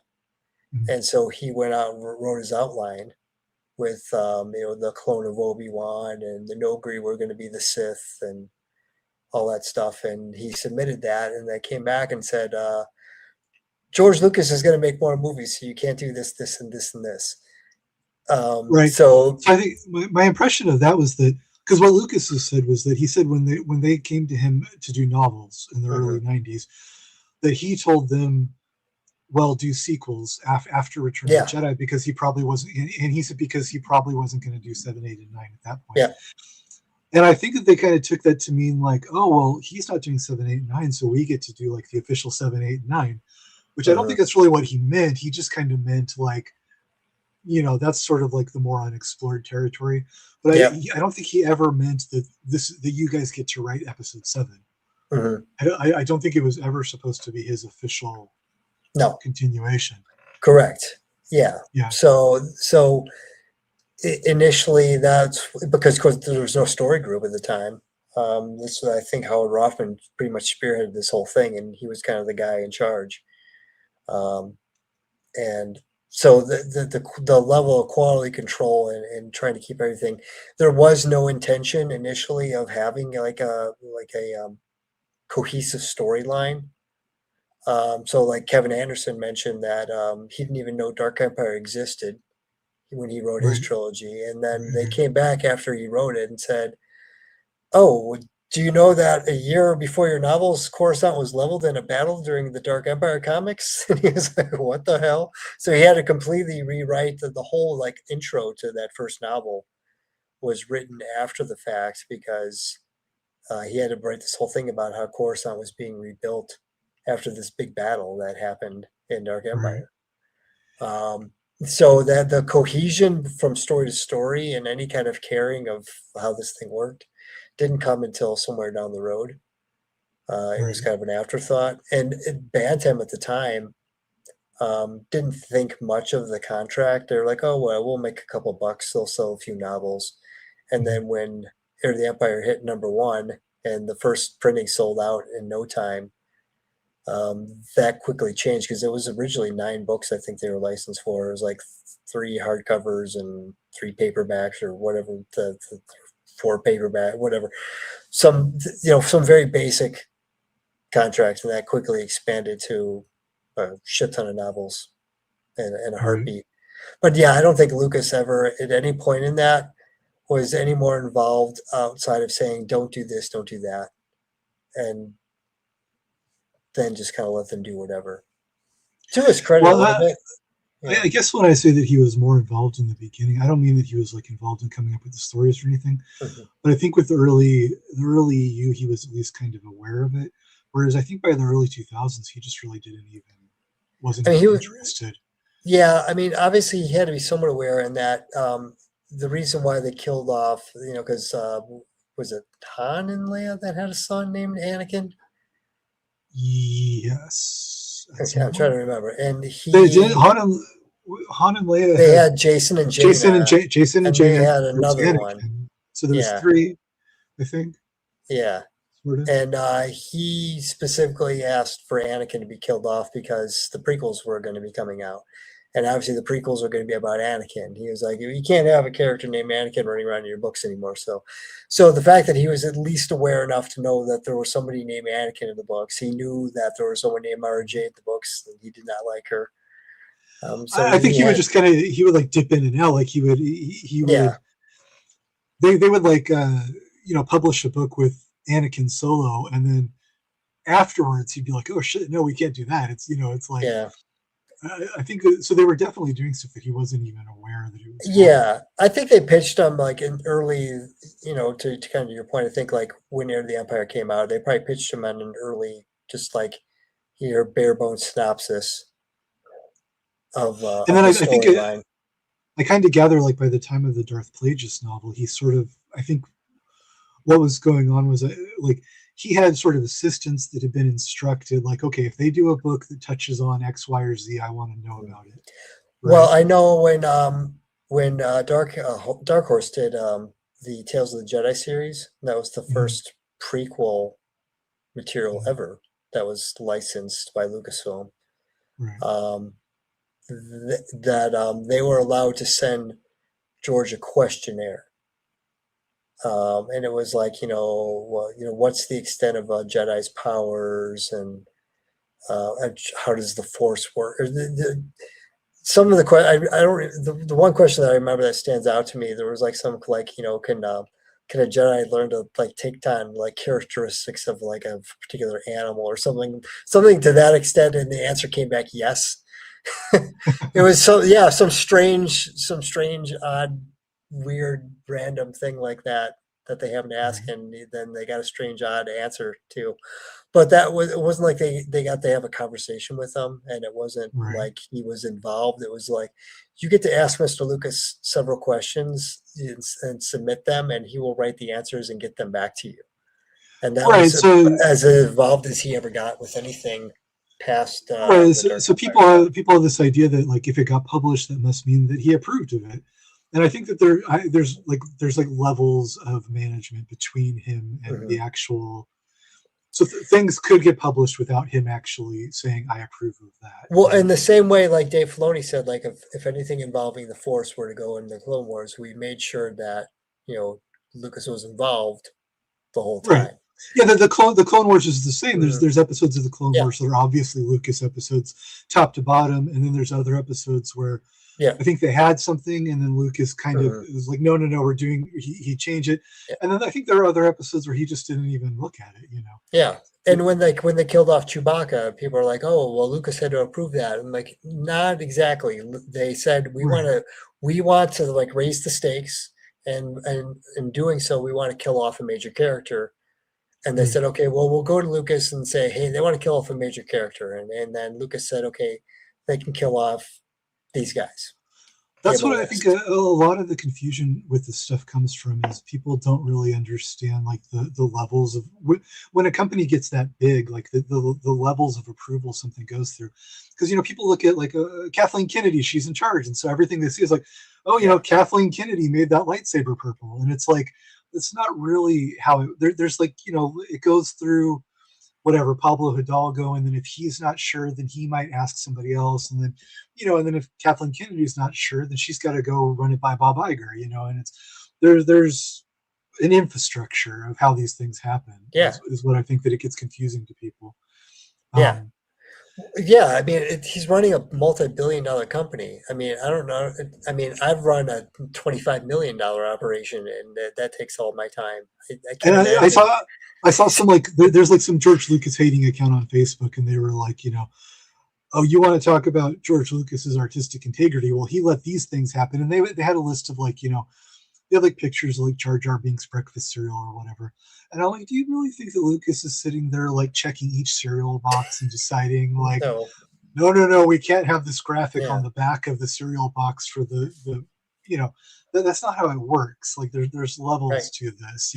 Well, there's marketing. I mean, obviously Charles Lippincott was very famous in terms of the marketing that was done for A New Hope was kind of revolutionary with well a lot of stuff that he did. Right, And there were people involved with the marketing and stuff, and I think J.W. Rinzler was one that pointed out like they felt like they definitely went overboard on Phantom mhm, Menace, but that's the marketing people. That's not Lucas. right, He hires people to handle the marketing because he's running a company and directing movies. right. He doesn't have time for this shit. So you And hire he yeah, hopefully competent people. and you hire somebody that whatever they have a good resume, they have a good history, and you're like, Hmm. okay, I can trust this person to make sure that everything is respectable, and then you Yep. know, and then if that person's doing their job, if they're not sure about something, then they might run it up the ladder and ask a few questions, Yeah. and Hmm. I think that's basically where people make a lot of assumptions that they just see everything as all going to whoever is the head person, which I don't. It's just not what happens. So this is okay. Any opinions on Knights of the Old Republic 2? Uh, I have no knowledge about the video games, so I'm sorry about this one. Do you know anything about that? I I know about them. Highly overrated, Okay, just like the Thrawn trilogy. I mean, again, you've got like God, which is a Darth Nihilus that like eats stars and just okay. goofy stuff. Yeah, yeah, right. I mean, say no more. I Yeah, think it's the just last time I played a Star Wars video game, it was on the black and white Game Boy that I had, like in 1994. I had the yeah. Empire Strikes Back video game where you did the little snow speeders. Okay. That's where my Star Maybe Wars I video can. game knowledge drops off right after that. Yeah, I mean, I played KOTOR and I couldn't even tell you much about it. It obviously didn't leave a lasting impression on me. That is what Um, KOTOR is, right? Knights of the Old Knights Republic. of the Old Republic, yeah, Okay, so I got that right. yeah, I'm sorry, Johnny Pygmalion. I do not have a good opinion on. I just don't have the knowledge of the video games. yeah. I know, and the other thing. Well, I mean, certainly the video games are a little bit more of an exception, but so many people are like, "Oh, I just had this argument with somebody not that long ago. Where they're talking about, oh, Heir of the Empire was so popular." And I'm like, "Do you realize?"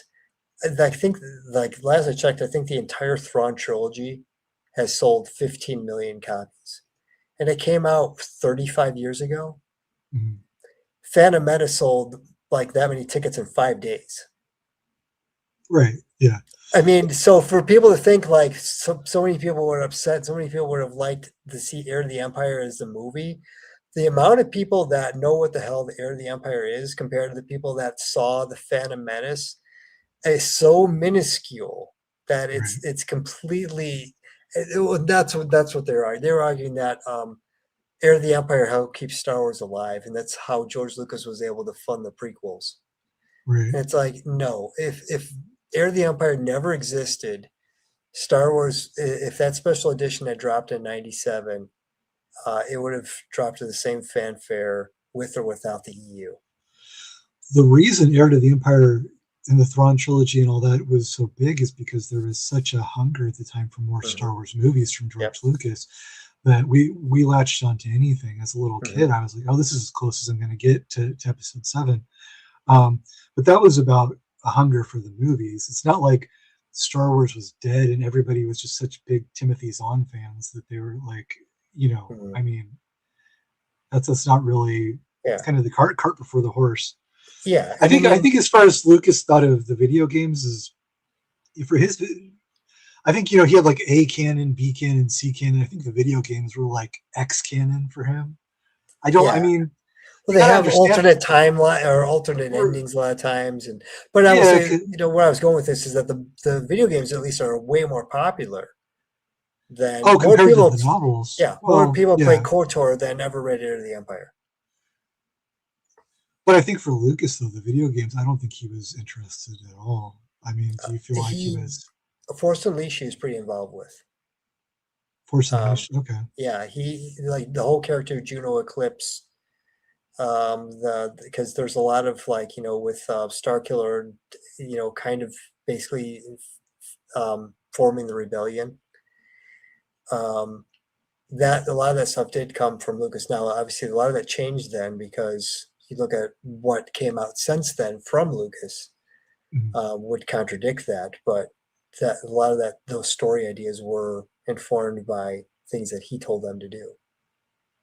Or even the Maul video game that was canceled, that it was supposed to have Maul and Talon together. And that even the EU stuff that he was involved in, I still don't think he really considered it canon. I don't think he thought it was finalized until he actually put it in a movie. Correct. That was, yeah. Yeah. So, all right, sorry I don't know more about Knights of the Old Republic, but I'm going to go to the, thank you for the super chat anyway.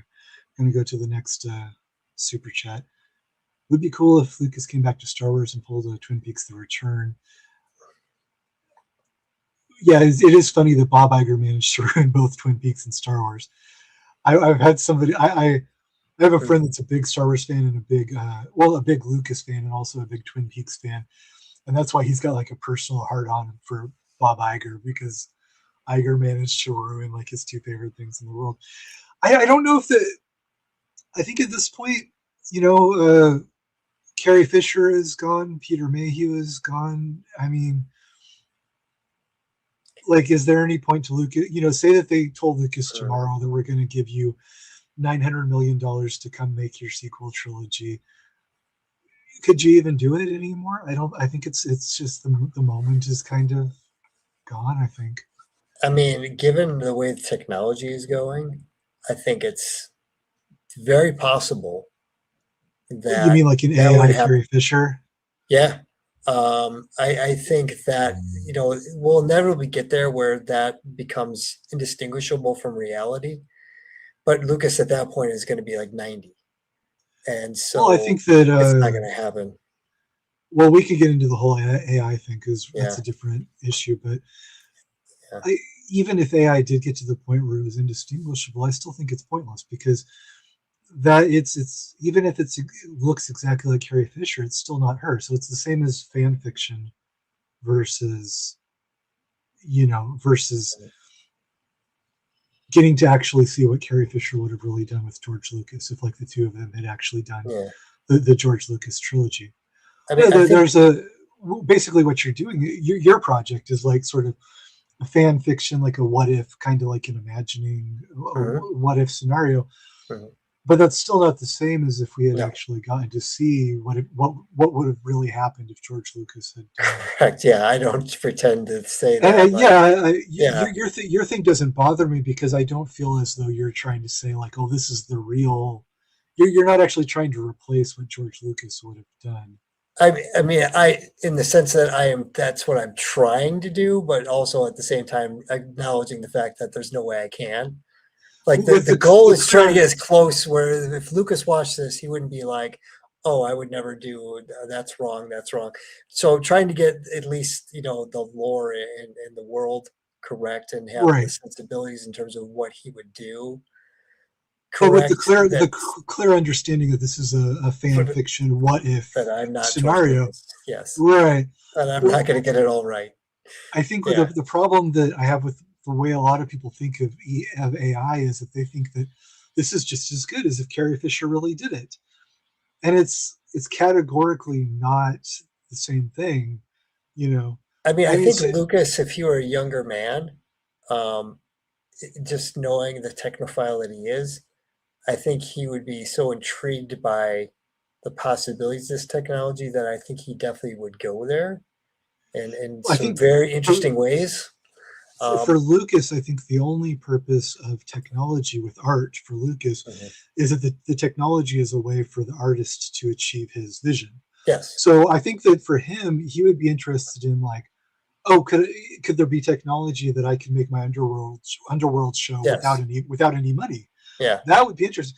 But I don't think it would be interesting for him that like, oh, we don't have to hire a writer. The AI can just write it. No, yeah, Those are two different things. You know? Yeah. Yeah.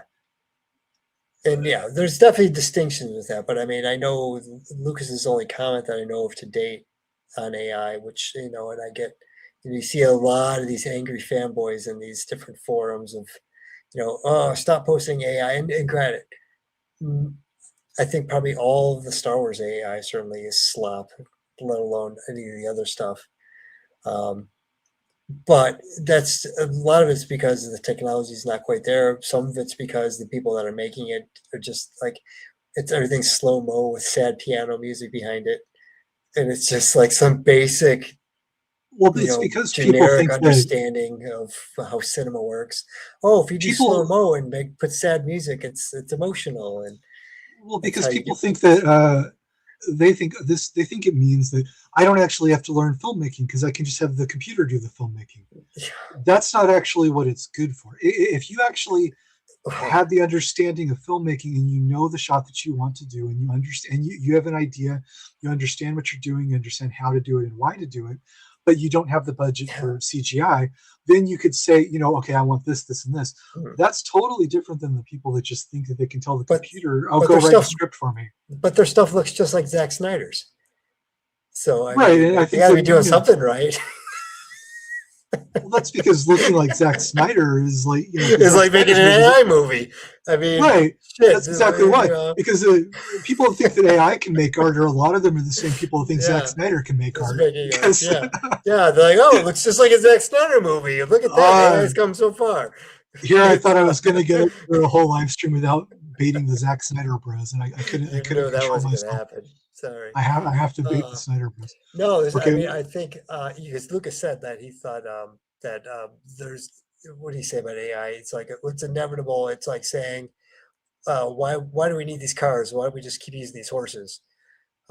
And I think that's the way he would view it as like this is an inevitable evolution of where the technology is going. And I think he would embrace it fully in terms of being able to do what he wanted to do. And part of it is the cost of entry because someone like myself, I mean, when I started this goofy thing, I just literally, I had no ambitions of doing anything with it whatsoever outside of my own personal amusement. But then all of a sudden, you know, I started hiring artists and start seeing concepts coming together, and then the AI is like helping, like making stuff a little more concrete. And then I'm looking, going, well, geez, somewhere down the road, this might actually be something that I could get across the finish line on a budget that I can afford. um, But I would and think I am not a for major your movie studio. You know, it's like that. That to me is exciting. That you know, there's less gatekeeping, which is yeah, what but I like. gatekeeping in terms of money and technology. But a Yeah, lot of people have the idea that this removes the gatekeeping in terms of the talent. learning talent and in terms of Yes, learning how to make movies. They have right. the idea that I don't have to understand editing. I don't have to understand. Mhm. I don't have to understand mise en scene or screen geography because the computer's Yeah, just going to do that. And that's why your AI looks like shit. Because I would say yeah. even more than before, because before the practical realities of bringing something to film, that would Mhm, mean that you'd have to work with the cinematographer. You would have to go through all the mhm. steps. So I would say that now, even more, you really have to understand your filmmaking fundamentals. Otherwise, what you're going to make is shit because Mhm. there's no process where people are telling you you have to do X, Y, and Z to create a Yeah, shot. yeah, You know, and so you really have to know what you're doing if you want to make something that's worthwhile at all. yeah. And most of these people, all the people with the Twitter accounts that like whatever made this for me in 2 minutes, Hollywood is so cooked. And you realize that how little they understand about filmmaking and editing by the fact that they can look at this and they think that it looks good. Yeah, You realize that they just don't have yeah, like the basic, how do two shots cut together? They don't understand. mhm, yeah. What I do think is interesting is because, you know, a lot of people, you know, I know a lot of the artists are terrified of the whole AI wave and it's going to replace everything. But I think, um, just like like we talked about earlier, that most people in their professions aren't particularly proficient in their profession. I think the same Right. goes with art. I mean, look how many people, how many musicians are out there, and how many people are of a level of, you know, a Tom Waits or a Bob Dylan. Um, or even, you know, if you want to go into just musicality in terms of like an Eddie Van Halen or someone that is Jeff Beck, someone that is really a master of their craft. Yeah, AI can produce a Green Day song because you don't have to be particularly talented to do three chords. But if you're going to do something actually interesting, you're going to have talent. And I think that's potentially the separator, is that the people that truly are the talents and the visionaries. I mean, I think I like go back to like when photography first came about, and a lot of the artists of the day were like, "Oh, photography is bullshit," you know, and then it's not art. And yeah, obviously now there's people that are professional photographers that consider it an art form. And I think what it did is it limited the people like painting bowls of fruit on a table.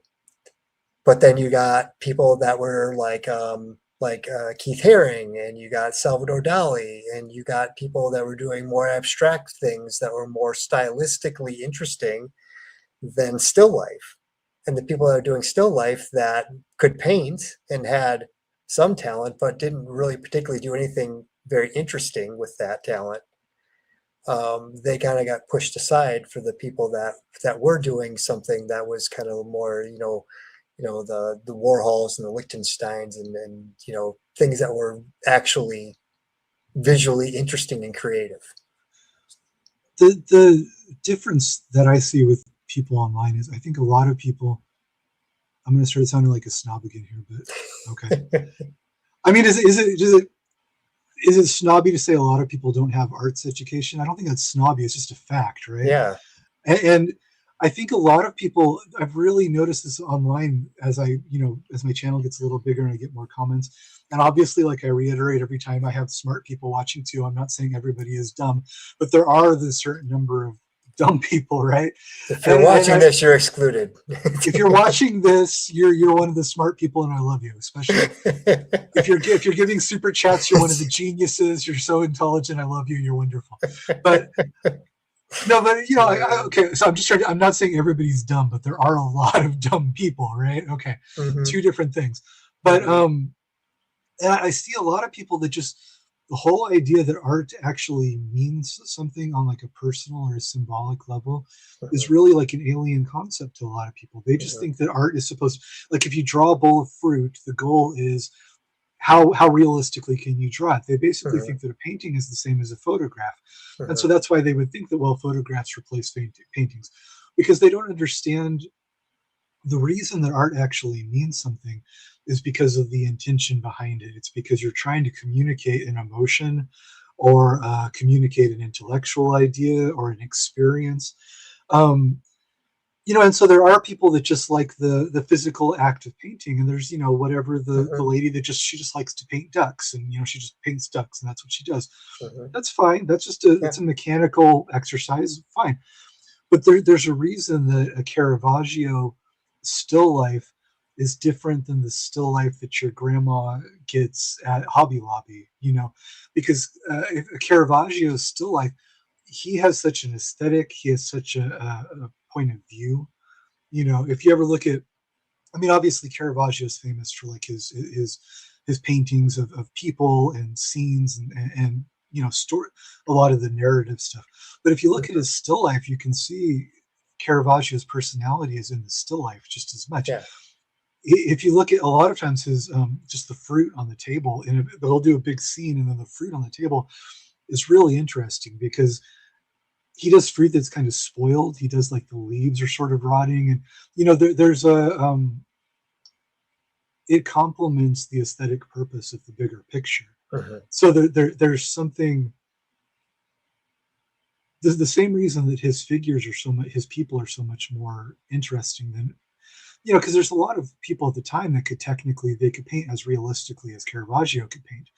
But what he did with his choices about his poses and his lighting and his subject matter is so like radically, drastically different than other people at the time that it's even, 400 years later, it's still stunning, some of these paintings.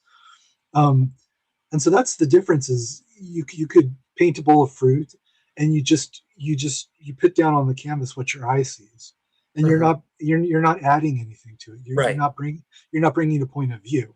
Mhm. Whereas his still lifes are very, very much bringing his personality, his Yeah. point of view, Well, that's tough because I mean the hardest thing, like I play guitar, but I'm not going to call myself like a musician or an artist because I can play some chords and put some stuff together, but I don't think I elevated to the level of saying that like I produce artwork. And there's Right, some people that would, yeah, they would just do it very literal, and they're not putting that kind of thought behind what they're doing. And there are people that are, and yeah, like I know you're obviously a big Bob Dylan fan, and I can point to Bob Dylan, Tom Waits, Frank Zappa, people that are a little more avant-garde in terms of their musical styles, who aren't necessarily savants at their particular instrument. There right, are people that will play rings around Bob Dylan from a technical standpoint, right. but that's that certain artistry and style that elevates someone above everybody else, and that's not something you can teach, and that's the hardest part. I'm a huge fan of David Gilmour, and I don't think he's particularly technically savvy, but in terms of his particular voicing, phrasing, and artistry, and what he does with it is amazing. Right. Uh, So Bob and it's very Dylan's unique. It's unique to Bob. him, and it's not like someone else is like just going and ripping that off, and like, oh, well, anybody can do that. But and that's the same with a lot of art forms, is that it's very difficult to. It's one thing to say I can paint, and it's another thing to say that I have a unique voice that somehow stands out above the masses. That it That means somehow something. my work is elevated above all this other work That that is, that's yeah, out there. Yeah, and that's what makes it meaningful is that yeah. that your voice comes across. Mhm. Like, I mean, in Bob Dylan's, I kind of use it like as an IQ test whether or not people like Bob Dylan singing, right? Yeah. Because if you rip on his singing, you're thinking about, is his voice good, like in a technical, Mhm. whatever opera, like just his tone and Mhm. whatever, his accuracy and clarity. But that it's not the voice that he has, it's what he Yeah. does with his Yeah. voice. And I You feel the know, same way about I'm a bigger Tom Waits fan. I know you're a oh big yeah, I Bob love Dylan Tom guy. Waits. No, Yeah. I love So Tom Waits. Yeah. Tom Waits is kind of like my Bob Dylan, and same thing. The guy's not like an opera singer. He doesn't Yeah, have an angelic voice. he can barely even talk, but it's what he does with his Right. voice. Yeah, amazing artist. There's a Unbelievable. lot to it. Yeah. I wish he would do like one last tour, because I've seen Bob Dylan Yeah. 4 times, but I'm going to see Bob Dylan again in June. Yeah. But Tom Waits was mostly done touring before I discovered him, and it's like a bucket list thing for me, is just to see Yeah. I a know. live Tom Waits show. Did you ever see him live? I have not. And yeah, I don't even know when the last time he toured was. I couldn't tell you. I mean, his Been like last album came 15, out 15 years. Yeah. 2011, probably the last album came out. So it's been 15 years, probably since Bad As Me came out. And he probably He did maybe the toured that. Glitter and Doom was his last stage tour, right? Yeah. Yeah. I So that's been believe like so. Yeah. 2008. Yeah, it's been a while. It's a long time. Hmm. So the question is, when you play guitar, Hmm. do you feel like you're expressing something emotionally, or do you just feel as though you enjoy the physical, I'm going to hit the notes, I'm going to make the melody? Yeah. Well, part of it is just like, yeah, I mean, I can make a song, I can play a tune. And the interesting thing about guitar, I think more so than a lot of instruments, is that just you just play different based on who you are to some extent because your hands Mhm. are different. Right. And there's so many guys out there. Obviously, Eddie Van Halen was a huge influence on a ton of guitar players, and you listen to anybody where it's Jerry Cantrell, Nuno Bettencourt, all these guys that are amazing that got the opportunity to play through Eddie Van Halen's rig, thinking they would sound like Eddie Van Halen. They're like, I still sound like me, Right. because it's this thing is what makes you sound like you, and it's it's different for everybody, and so you can't But do you feel just like, do that. when you do you feel like you're going to sit down and you're going to do something on the guitar that like expresses how you feel today, like expresses how you feel about your relationship you had, or do Yeah, you feel that way but when you but play, you know or how there's like a tropey cliche way of doing things. Like right?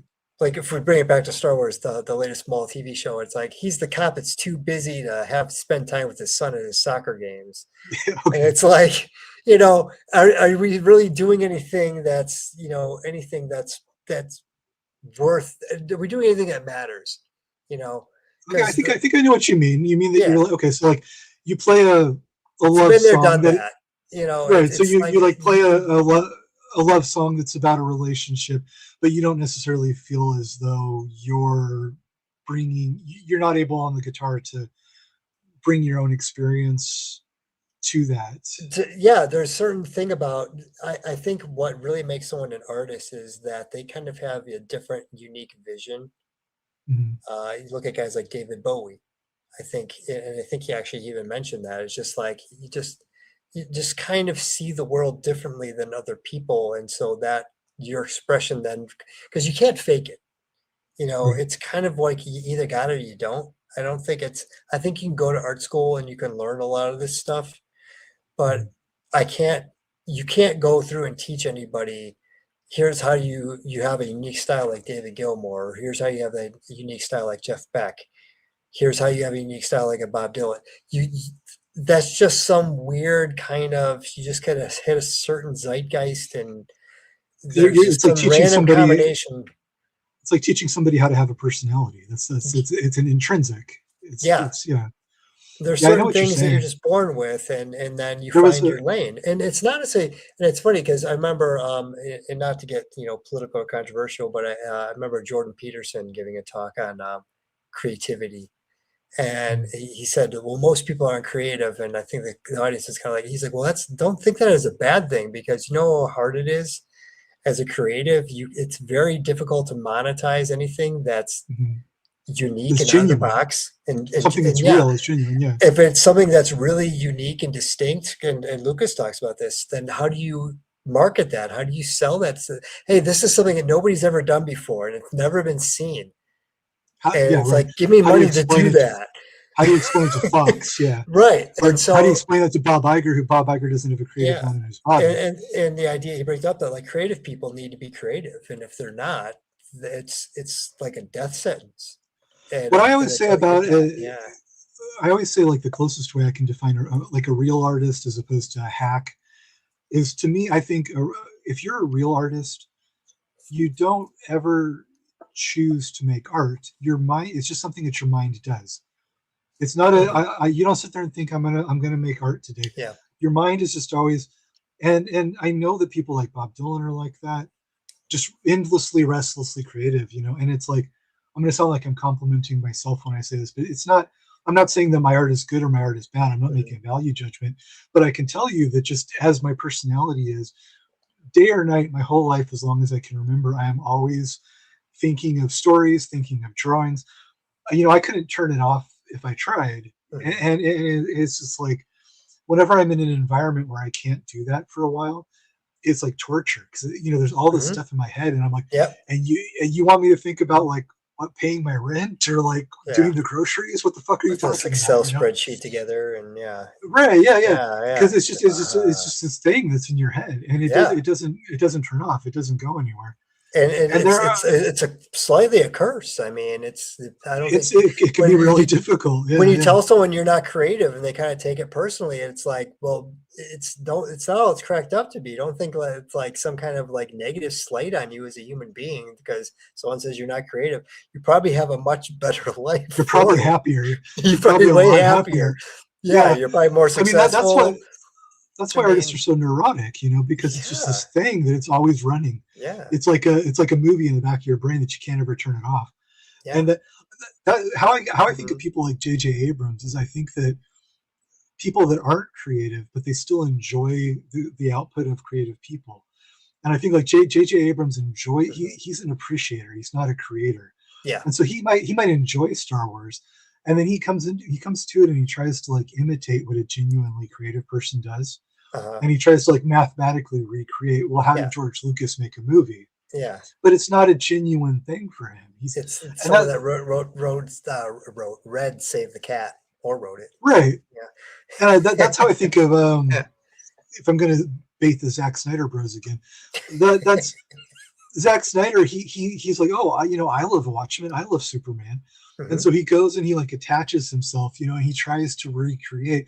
And I don't think of him as like a genuinely. He doesn't have something in him that's like what's his vision? Sucker Punch, Yeah. Like, you know what I mean? I'm not saying it perfectly, but yeah. Well, and like even like so like look at some like Michael Bay. The guy clearly has talent in that it's not easy to make a Transformers movie as bad as they are. The amount of work that goes into that production and to try to keep that thing on schedule and running. The guy clearly has talents to be able administrative to do talents. that. Yes, but it doesn't necessarily make you an artist. Right, exactly. That's exactly. I would agree with that. Yeah. So That's yeah, it's a very tricky thing, and yeah. We have a super chat that's been waiting for a while. So thank you for the last one. I think I kind of answered that. Yeah, we did. We talked about that. Okay, on the scale of things that Rick hates the most, which one wins out? The Last Jedi, Andor, Zack Snyder films, or the AMC Anne Rice shows? Oh God, that's a rough question, dude. That's. I'm gonna go with Zack Snyder. Yeah. Yeah. Well, okay. I can't think of one single redeeming. I can. Like The Last Jedi, as bad as it is, listen, Rian Johnson seems like a nice guy, and he really tried. Andor has it's definitely not Star Wars, but it has its moments where it actually does some decent stuff. And I will say that what I've seen in the Anne Rice shows, I just knew I watched enough to never watch it again. And so I can't speak too intelligently about it. So okay, The Last Jedi, I swore, I'll never hate a movie more than Last Jedi, so that always just goes first, just by default. And if you guys want my long explanation, my Last Jedi video will come out eventually. I can rant about it for 3 hours. If you go on my Patreon, somebody just recently asked me about Anne Rice, but I did a video about Anne Rice, and I kind of explained on my Patreon why I really those AMC shows really upset me, like on a personal level, because the thing about Anne Rice is that, well, for one, she's very personally important to me. I met her and talked to her, and she's a wonderful person. I was really upset when she died. So there's that. Is kind of why I take it personally. But there's also she spent like the whole last decade of her life trying to get a TV show made of her books, because she was a big fan of like long form TV shows like Sopranos, and she loved all those Peaky Blinders. She loved all that kind of thing. And she had this really strong vision that would be the perfect way to adapt her books. And she spent years and years of her life writing scripts, doing outlines. And when she was doing this, she was on social media all the time, like interacting with her fans and talking to her fans about her vision for the show. So with Anne Rice, it's not like a dead author where we don't know what they wanted. With Anne Rice, she made thousands of social media posts about her vision for what an Anne Rice TV show should be like, and what she wanted, what she didn't want, what she was open to suggestions about, what she was open to changes, where she was not open to changes. So we have like extensive documentation. And then what happened is, basically the minute that she died, the people that own the rights were like, oh, thank God, we can go off and we can do the exact opposite. Because the reason that it was at a standstill for so long was that she was not willing to compromise on certain elements of her show. She had certain elements of her show that she was like, nope, this is not debatable. We have to do the X, Y, and Z.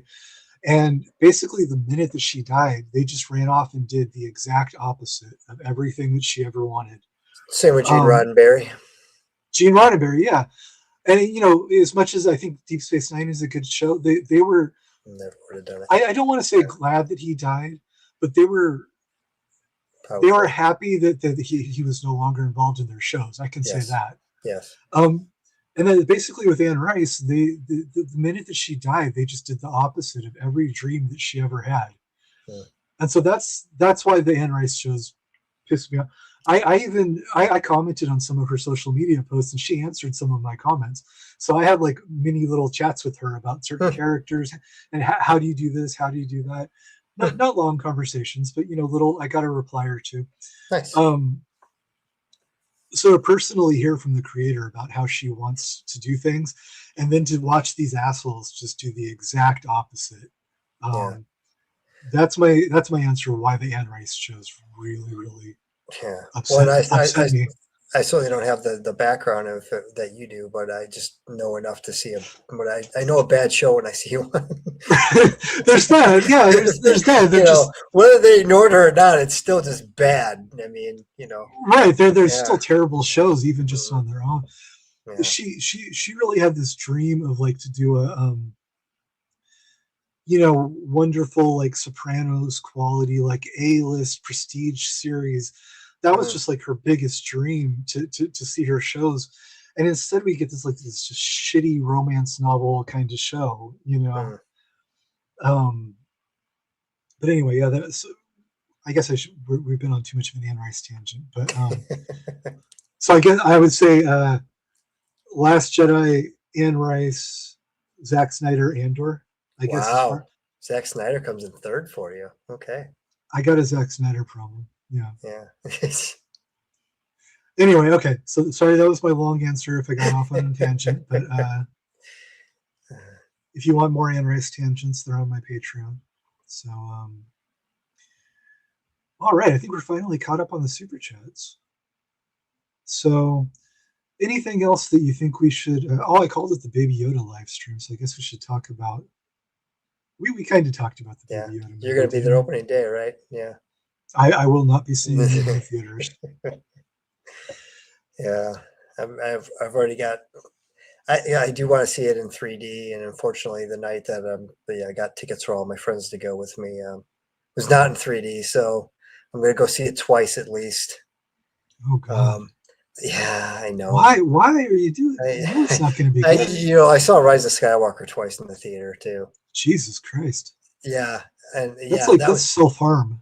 it kind of was like The Last Jedi. Like I remember walking out of that just kind of like shell shocked, and so I had to see it again a couple times.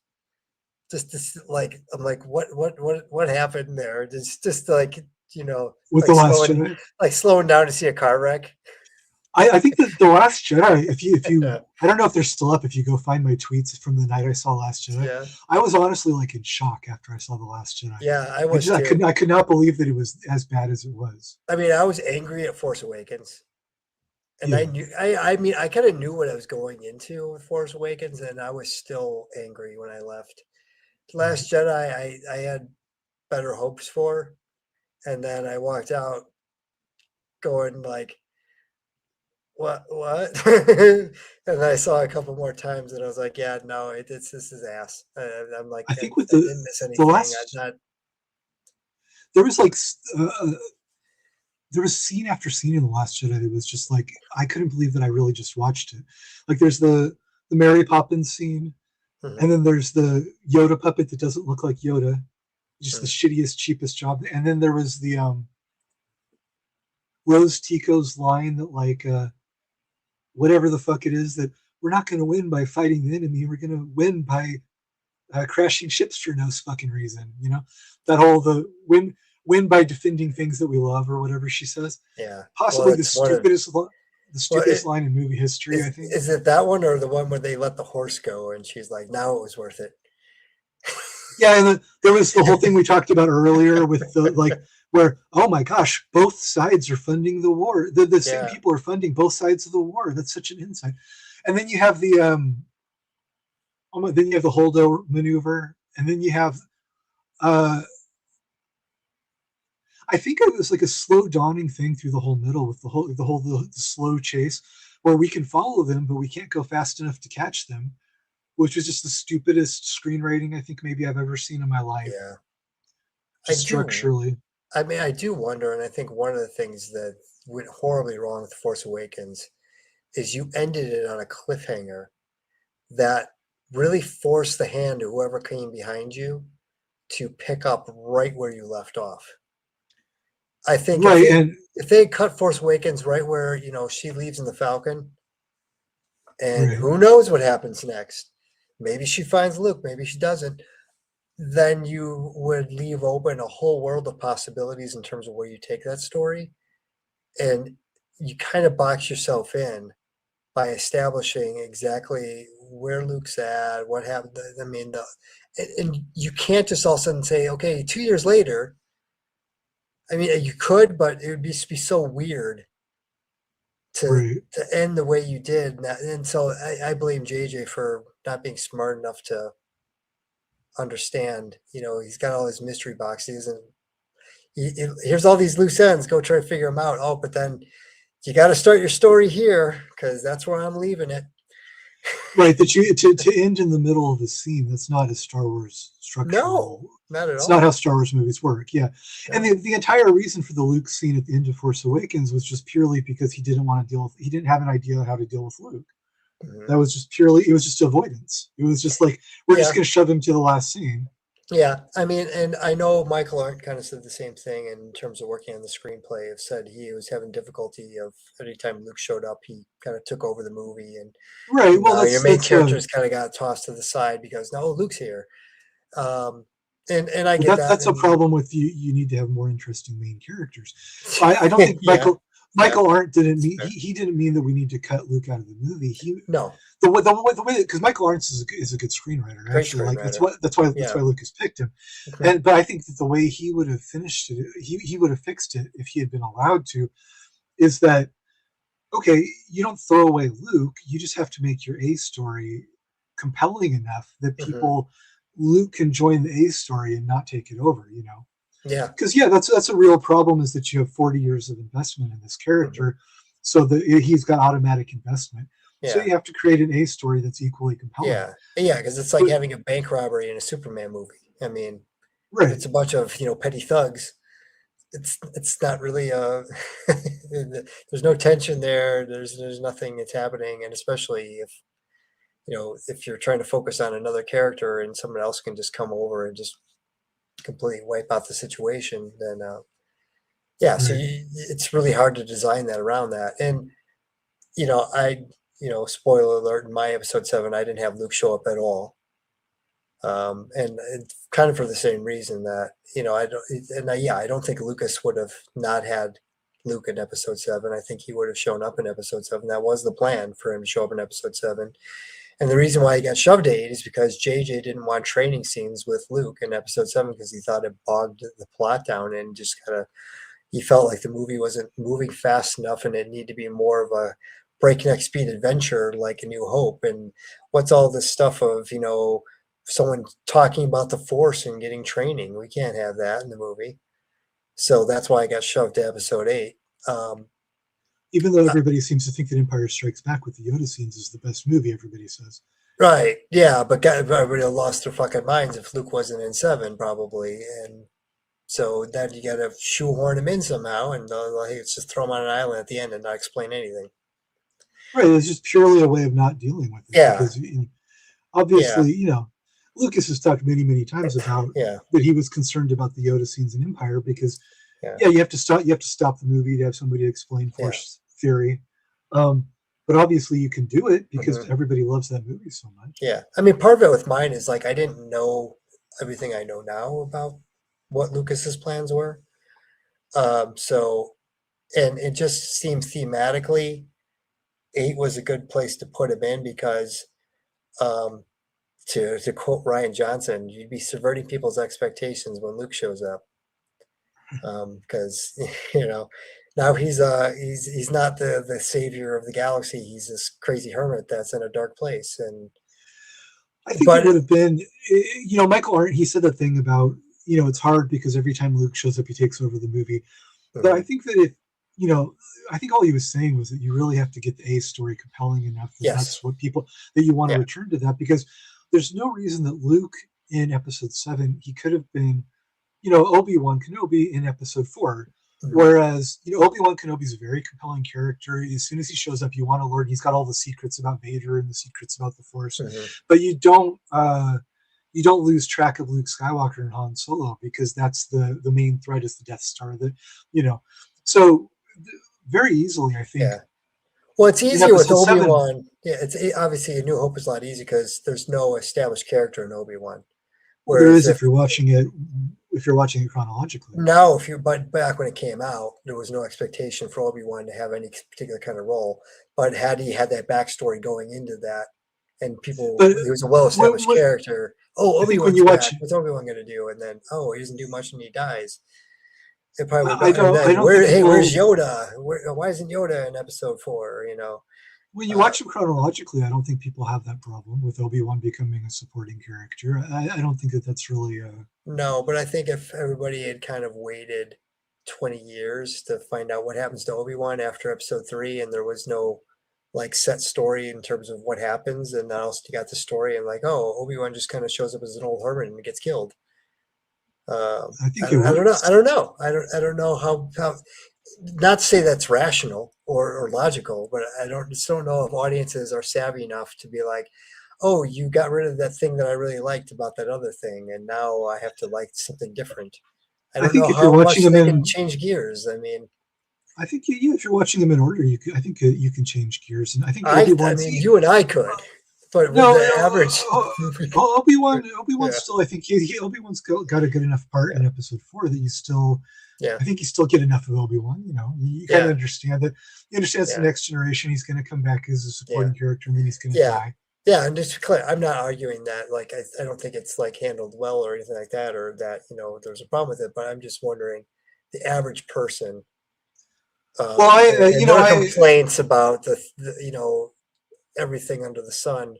Would one of those complaints be, oh, he didn't do enough, or he wasn't in there enough, or it should have been about him? And would they be upset about that? And so that's a fair thing to kind of expect from the audience. I think that they wouldn't be sophisticated enough to like not lose their shit over it. I always use the example of the ex-boyfriend that I had that. And if we're talking about the average audience, I would say he was below average because he was pretty fucking stupid. But I had an ex-boy. I think I've told this story a couple of times. But he had never seen Star Wars at all before. So I showed it to him 1, 2, 3, 4, 5, 6, just to run an experiment. Because I wanted to see somebody with no Star Wars knowledge. How are they going to enjoy the story if they watch it? Because Lucas always says that's his preferred order. Yeah. And this ex, he totally liked it. He totally got it. And when it got to Episode 4, he was on board with Han and Leia and Luke. But he loved the prequels, and then he was on board as switching gears with Luke and Leia come in, and because that was Han. I mean, that was Anakin's kid, and so now he was curious. Well, what's good? Because when you go through chronologically, you know that Luke is Anakin's son, and so there was an investment of interest because he's like, oh, what's going to happen with Darth Vader's son? And so there was a whole other different kind of interest that he had. Yeah. And so he was totally, and the one thing I always point out with him is when he got to the end of Return of the Jedi and Anakin came back, when Hayden Christensen came back as the Force Ghost, that my ex, we were watching, he loved that. He clapped. He thought that was great because for him, that was like the full circle moment to, oh my God, it's Hayden, because he's been in the Darth Vader suit for 3 moments. For 3 movies, he was in the Darth Vader suit. But if you watch it chronologically, he had followed Anakin for 3 movies. And so to finally see Anakin free of the suit, to see Anakin come back, he loved that. That was the greatest moment for him, Yeah. The people that argue against that change are just dumb as a box of hammers. They're dumb as bricks, yeah. But, so it's like, that's not a scientific survey because it's just my one stupid act. But for him, I can say that it just totally, the gear shift between the trilogy totally made sense for him. Because he was so curious about, and we watched like one every few days, so we talked about it in between, and he was totally curious, like, well, what's going to happen with Anakin's kids? What's going to happen with the babies, and like, so it just for him, as an anecdotal example. Well, I like what Sam Witwer said about the watch order. Have you heard that? Not sure. So Sam Witwer said you start with Clone Wars, and then go to A New Hope. Because the idea is that if you have like kids, especially younger kids watching it, they get emotionally invested in Anakin and Anakin's character. And then you go watch A New Hope and you hear, oh, this Darth Vader guy killed Anakin. And now you hate Darth Vader even more because you're emotionally invested in Anakin, not knowing what happened to Anakin. And that's like a machete order.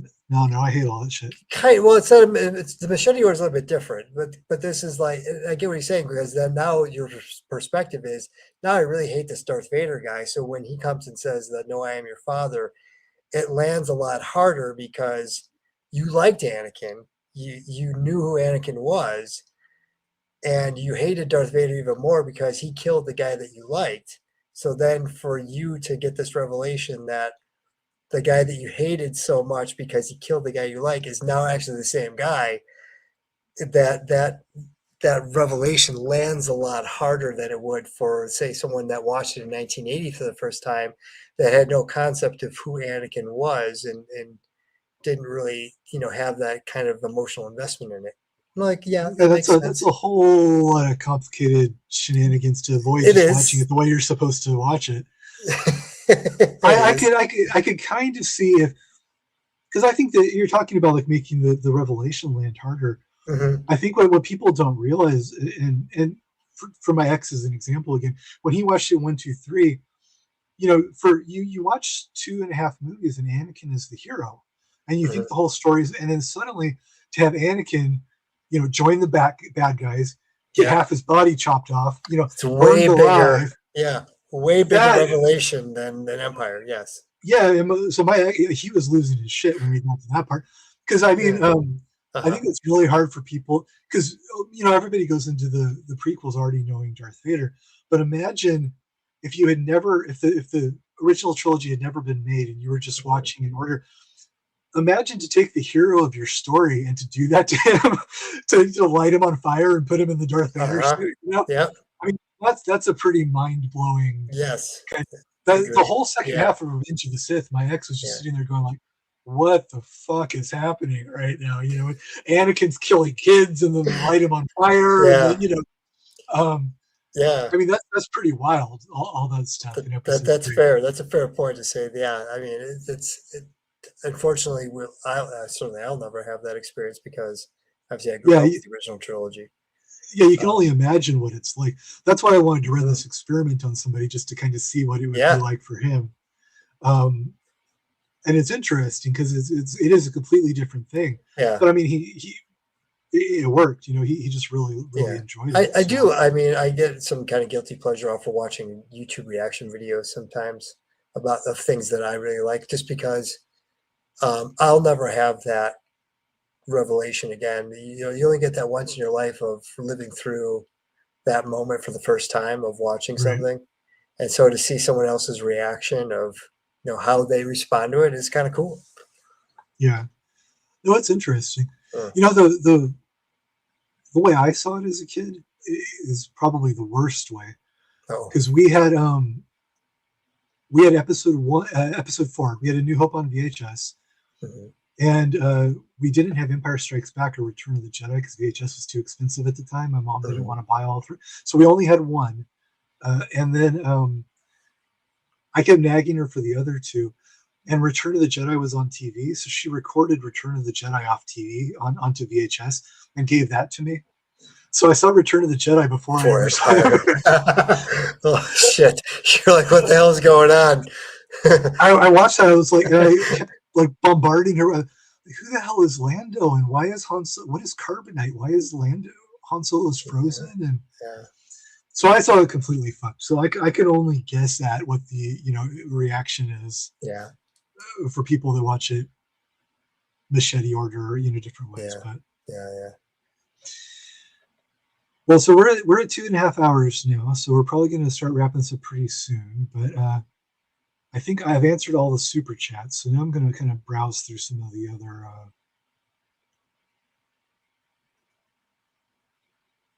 So I'm sorry, we were trying to get through the super chats. So here's questions that people were asking about what we were talking about like an hour ago. So I think that the sequel trilogy, it was partly about trying to keep Lucasfilm afloat. That was definitely well, the prequels were also about keeping the company afloat. Let's not get crazy with this. I mean, Lucas was very happy in the early 90s to be doing the Young Indiana Jones Chronicles, and was, from what I was told, not happy about abandoning those plans. And he would have been happy to have made 10 seasons of Young Indie Chronicles because he Yeah, was really involved with that and really enjoyed doing that. you can blame Bob Iger for that also. You can.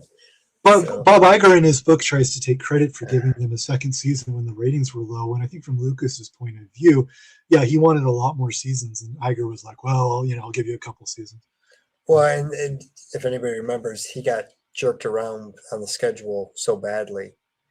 Right. It's on Sunday night. No, it's on Tuesday night. No, it's on Wednesday night. No, it's on Monday night. I mean, it And I was think that's why with Underworld they were like, "No, we're not doing this like season. You could get canceled at any moment. We're going to do the whole show as a complete show, and then you can either do what you want."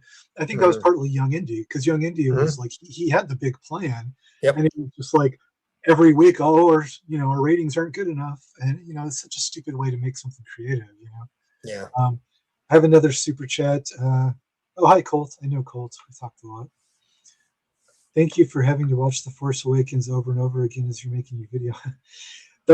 I appreciate the thank you. I always say that I don't get paid enough for making videos about the sequel trilogy because to make one of these videos, I have to watch the movie about 100 times, just to edit it, to do all the little. And it's pretty. I think I've been kind of dragging my feet with the videos about the sequel trilogy just because. Totally understandable. No need to apologize. Most of my YouTube videos, they're about things that I like, so it's like it's fun for me to go watch X-Files or watch Kill Bill or whatever. But yeah, I've been watching. It's not that I'm still making the video. I'm not gonna quit, but yeah, to watch this video, I've watched The Force Awakens about 100 times, and let me tell you, it's fucking brutal. It's not fun.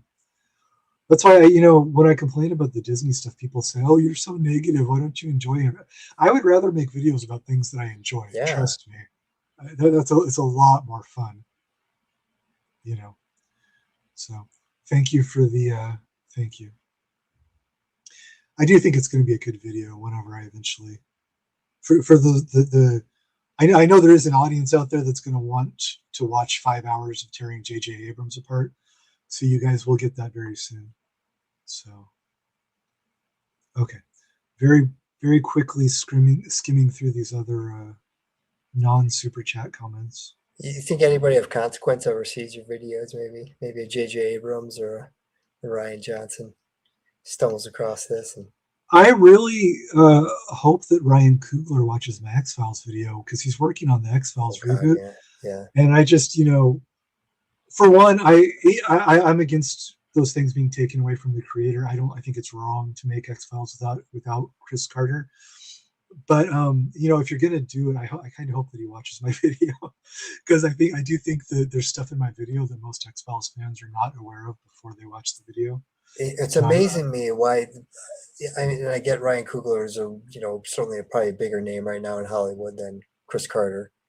But it's the same thing with the Muppets they gave to what's his name, Jason Segel, over Frank Oz. Right. It's the ingratitude of the Chris Carter's there and he has a season 12 that he wants to do, and they would rather give it to like the hot young whoever.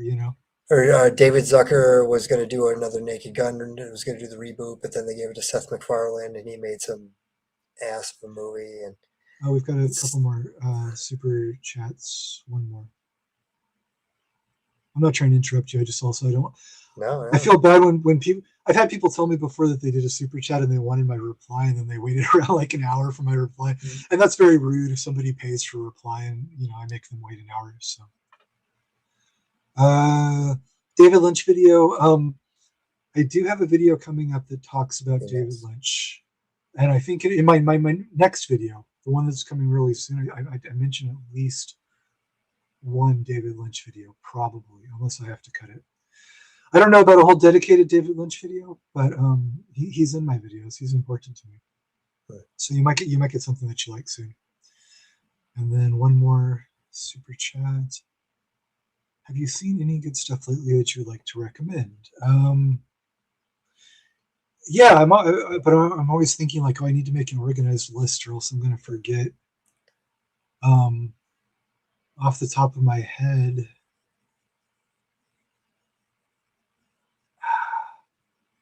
It's hard because I watch a lot of old stuff. I'm trying to think of like current. Yeah. I was not impressed with the Best Picture of the year. We could. I thought all the Best Picture nominees this year were kind of like good but not great. I didn't think any of them were spectacular. No. Del Toro's Frankenstein was pretty good. Oh yeah, Frankenstein. Yeah, that was probably the last good movie I saw. Oh, if you want, I'm trying to think of stuff that people might not know because like the nominees, everybody already know. If you want like a hot take, Luc Besson's Dracula that he did recently. Yeah. It is not a. It's not a perfect movie. It's got some issues. He's an interesting filmmaker. But I think that it's just so much more creative and interesting than 10,000 other movies that you'll see, So that's if you want like a hot take kind of like movie you haven't seen. I know it's got like a 4.3 on Rotten Tomatoes or something, but to me it is so much more creative than a lot of movies that are like technically more polished or whatever, More commercial. So, yeah. It's just a very weird, different, unique, personal. So I like it. I haven't go seen watch the one Luke yet. Besson's Dracula. It's fun. I think it's on streaming now. You can go find it on streaming. So. I believe it is. Yeah. Yeah, that one. I'm trying to think of new recent releases that aren't like Oscar nominees. That would probably be, go watch that one. And then I'm going to get people coming and telling me like, what is wrong with you? The movie was so bad. But I recommended it to one friend of mine, and he really liked it. He thanked me for the recommendation. So there you go. More anecdotal evidence. I love that apparently I'm getting Disney Solitaire ads on if you're watching this live. I apologize for irony. I apologize for the commercials, but do you have any thought on Douglas Adams' Hitchhiker Guide to the Galaxy? I mean, Douglas Adams. Yeah. I think I only read like the first 3 Hitchhiker Guides, but I always liked them. Yeah, classic. Yeah. Skimming really fast.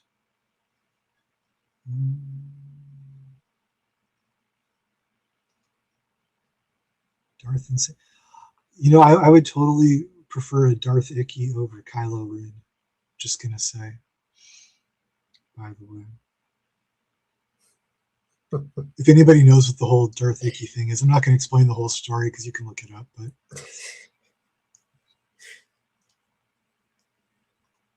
how did Bob Iger ruin Twin Peaks? You can look that up too. But yeah, he's basically the one that the short version is Bob Iger was demanding that they reveal Laura Palmer's killer, which the mystery was the entire fucking show was not knowing the answer to that. But Bob Iger's a stupid person, so he was like, we have to reveal the killer. So that's the short answer. They basically just put the wind out of the sails. I did not know that, but God, that's so dumb. Yeah, that was Bob Iger's note on season was that they had to reveal it. So being an idiot.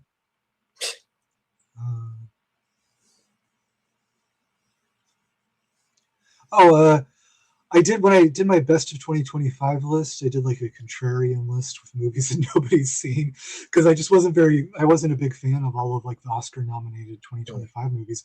And so Harmony Korine's Baby Invasion. Korine, am I saying that right?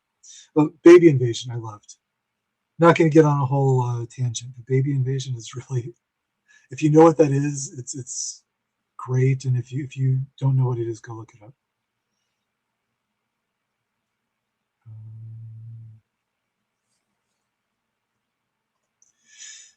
Yeah, the Twin Peaks Return and Fire Walk with Me are masterpieces, but they kind of were Lynch having to deal with the fallout of that they had to give away.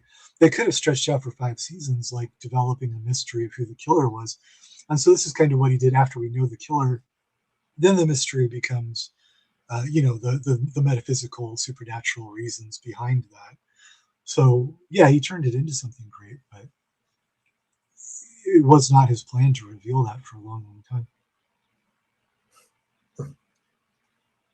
Rick Snyder can shit on Zack Snyder all he.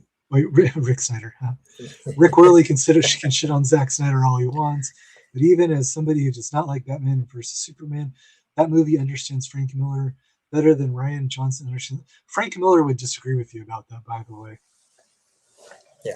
Just as long as Frank, that movie took like very superficial things from Frank Miller and did not understand Frank Miller whatsoever. Just like he.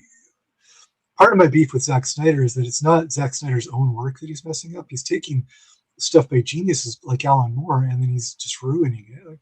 You know, it's like an idiot's guide to Watchmen. You know, the movie that he made. I mean, yeah, just look at Alan Moore's comments about Zack Snyder. Yeah, it says all you need to know. That Watchmen movie is depressing to me because it's like, this is what dumb people who don't understand Watchmen think that it's just like the most superficial level of the comic book. And the whole point of that comic book is to deconstruct the superficial superhero milieu, you know?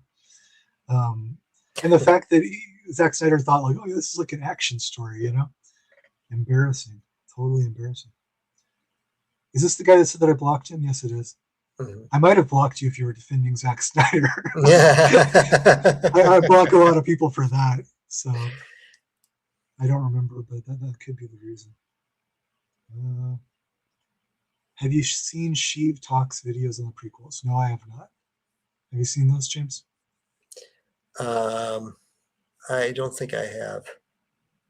I don't know. Yeah, I'm not familiar. Good point on Padme and the Tuskens. I don't know what point that could be, but.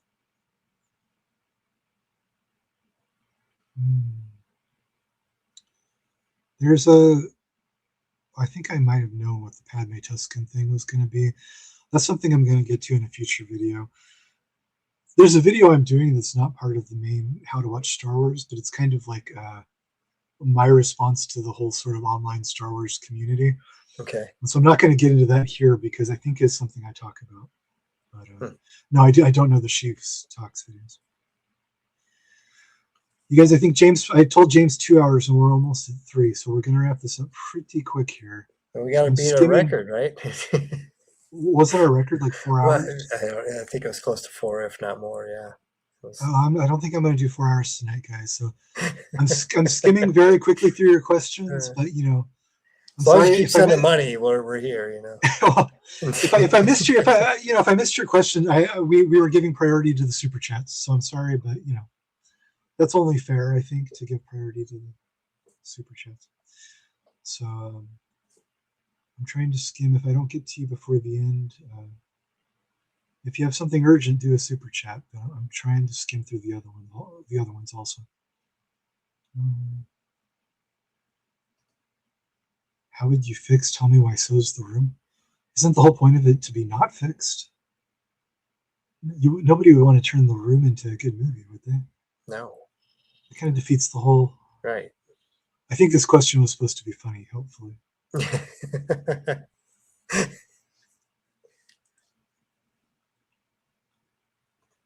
Bob Iger outs J.J. Abrams as the guy who rejected the treatments in his Right of a Lifetime book. Sort of, but Bob Iger still had to give them permission to do that. A lot of it's more than, it wasn't just one person. They're all to blame. Yeah, I mean, at the same time, though, the problem being that you had 3 screenwriters and 1 director. So when JJ was unhappy, him walking out the door meant you had no director, and you most certainly were not going to make your release date. So, you know, did Bob Iger necessarily agree with JJ, or did he get along to get along just because they wanted the movie out? I think the way that Iger agreed with JJ the most was, I think it was really imperative to Iger that they not have any prequel stuff in there. It was Iger was very much on board with the whole idea that we have to appeal to the original trilogy fans that hate the prequels. I think that was a big thing for him. Because that's how he defends the whole, when Lucas said there's nothing new. that Iger says, well, that was what we were trying to do, is we were trying to appeal to people that liked the original trilogy. That was You the don't whole understand point. the pressure we were under. Right. And that was how he saw his whole job at Yeah. that point, was that we have to appeal to the whiny ass fans who didn't like the prequels, because they were the loudest contingent at that point. You know. And yeah, and all these people that think the sequels are somehow going to be popular down the road. No, the prequels were popular with children. Kids like Jar Jar. The kids did not give a shit about The Force Awakens or anything after that, because it wasn't made for them. It was made for a bunch of whiny Gen Xers, and even them, they didn't like it either. So nobody. And they always show that, like the one video of the little girl at Disneyland dressed up like Rey, and it's like, that was just the Halloween costume that was around that year. That I do not think. And then I think, well, imagine that a little girl sees The Force Awakens and she really loves Rey. How is she going to feel when she gets to The Rise of Skywalker and Rey is like making out with Kylo Ren and Palpatine is Rey's grandfather? How is the little girl going to process? You know, that had to poison the well, I think, for like the hypothetical little girl that loves Rey Skywalker. You know, Yeah, right. Because I don't see any residual attachment that kids have to those characters, to you know, because we're 10 years on at this point.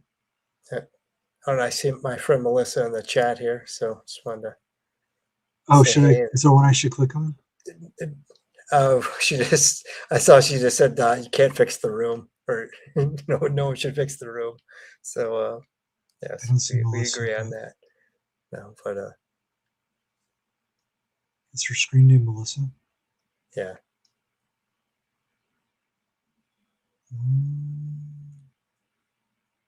Sorry, guys. I definitely am skimming some questions, but we can't be here all night. And I was trying to do the. Oh, there's Melissa. I'm just clicking because you said she's your friend. Yeah, I don't think you could fix the room. Did you watch that other The Tommy Wiseau series that he made, like those people in an apartment or something? Oh God, no. There's more. There's more, yeah. He was not a one-hit wonder. Oh, jeez. He went on to, yeah. Yeah, when I feel like a masochist, maybe I'll throw that on. Let's see. It's good times.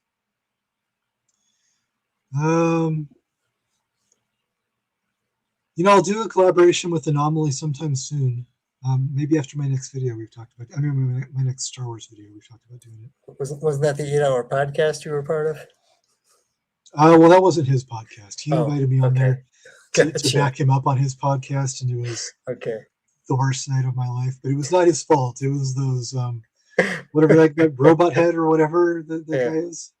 It was his podcast, and me and Anomaly were supposed to be the guests. And I just, brutal. Brutal. I think I only lasted 2 hours. But they made poor Anomaly. Yeah, I remember 8.5 hours. Yeah, you made an excuse to get out. A very obvious lie. Oh, guys, my car's on fire. My hair's on fire. I gotta get the fuck out of here. Oh shit. Yeah.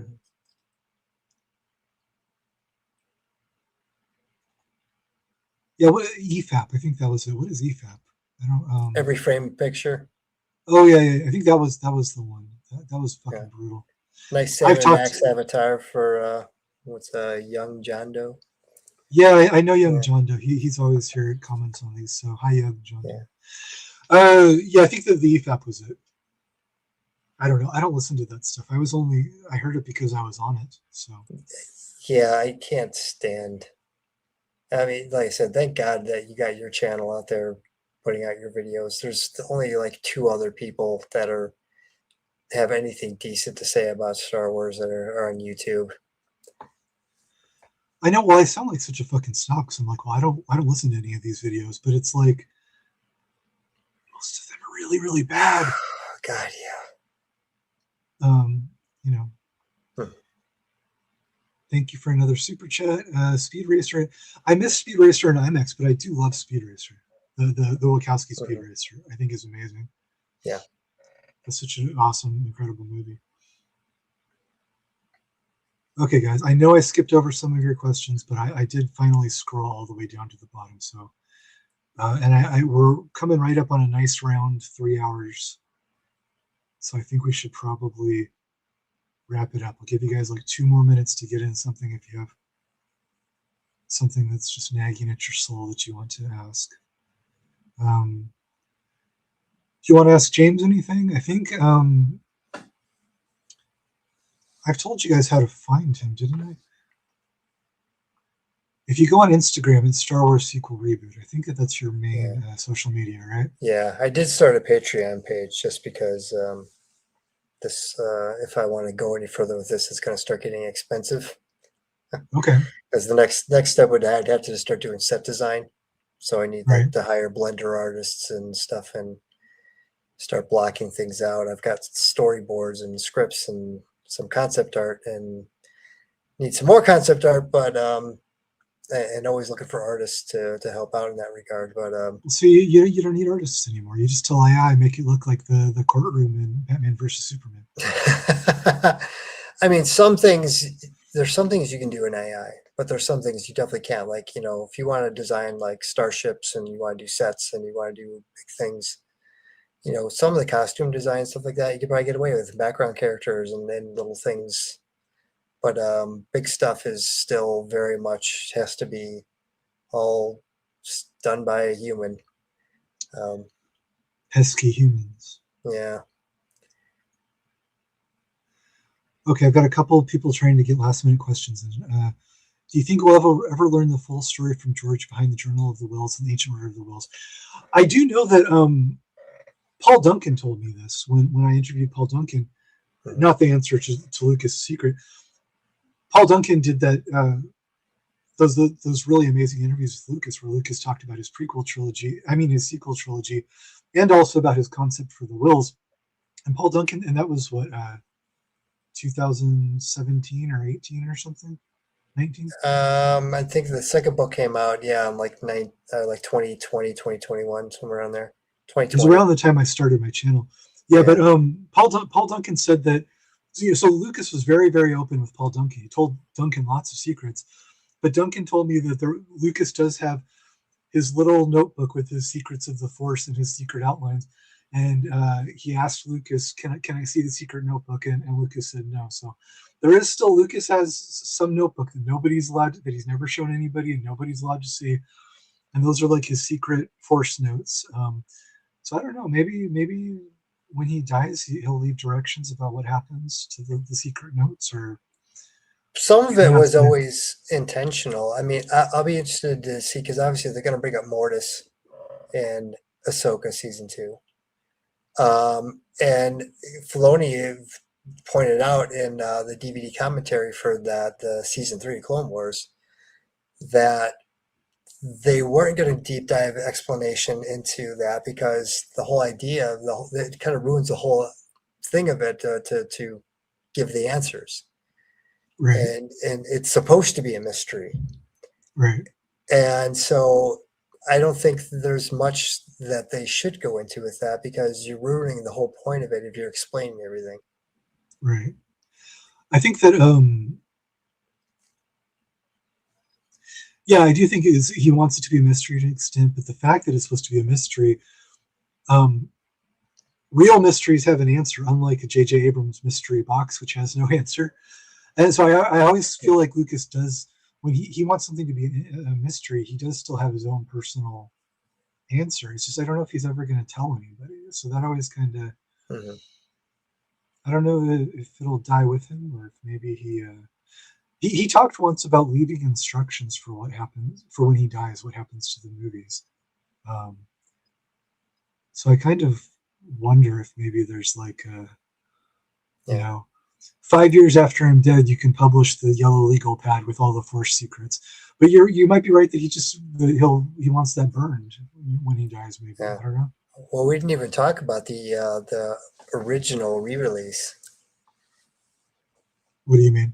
The 77 version coming out next year for the 50th anniversary. Oh, yeah, we didn't even touch on that, did we? Yeah. Oh, it's just like you saw it in 1977 with touched up special effects for IMAX. Right. You know, Except it's going to look absolutely nothing like 1977. it's going to look or sound nothing like it, but everybody's going to be like, "Oh, it's the original back." Just fucking Because idiots, I they, swear to God. well, actually, I'm doing a whole video about that, all the stupid reactions for the reissue next year. So I I've mean, already I hope they would release the actual version. well, they did last year. They Yeah, released an original 70 millimeter print, and everybody was upset because like, why isn't it restored? It's like, no, yeah, this is what a movie actually looked like in yeah. 1977. Get It the didn't look Vaseline like a blob and it didn't look like a 4K digital transfer, you fucking morons. yeah. Um, I'm having several people ask for a clue about what my next video is going to be about. I don't think I want to reveal the specific subject, but it's something to do with movie history. It's a sort of a topic about how a certain subject has been treated throughout movie history. I just don't want to say what the subject is, give that away yet. But it's sort of about the history of a particular issue in movie history. And I go back to silent film days and then up to present times and talk about it. So the video, it's going to be sort of like my Star Wars videos, which is like it's half film history, and then the other half is like my hot takes on why everybody's wrong, and I'm going to make everybody angry. So that's sort of how it's going to be, one of those types of videos. You're finally making your Zack Snyder video, aren't you? It's not Zack Snyder now. I'm going back and forth if I should just say what it is, because I don't want to like build up, unrealistic expectations. But It's a mystery box. It's a movie history. Yes, it's Obi-Wan Kenobi. It's just a mystery box. I think I'm gonna, because it's gonna come out soon, so I think I'm gonna leave it a secret. But it's a movie history video. I'll say that much. Okay. You'll tell me afterwards, right? Yeah, sure. I'll tell you. Okay. As long as you don't go blabbing to everybody. Nobody cares what I say, so it's all good. You've got followers. I got followers.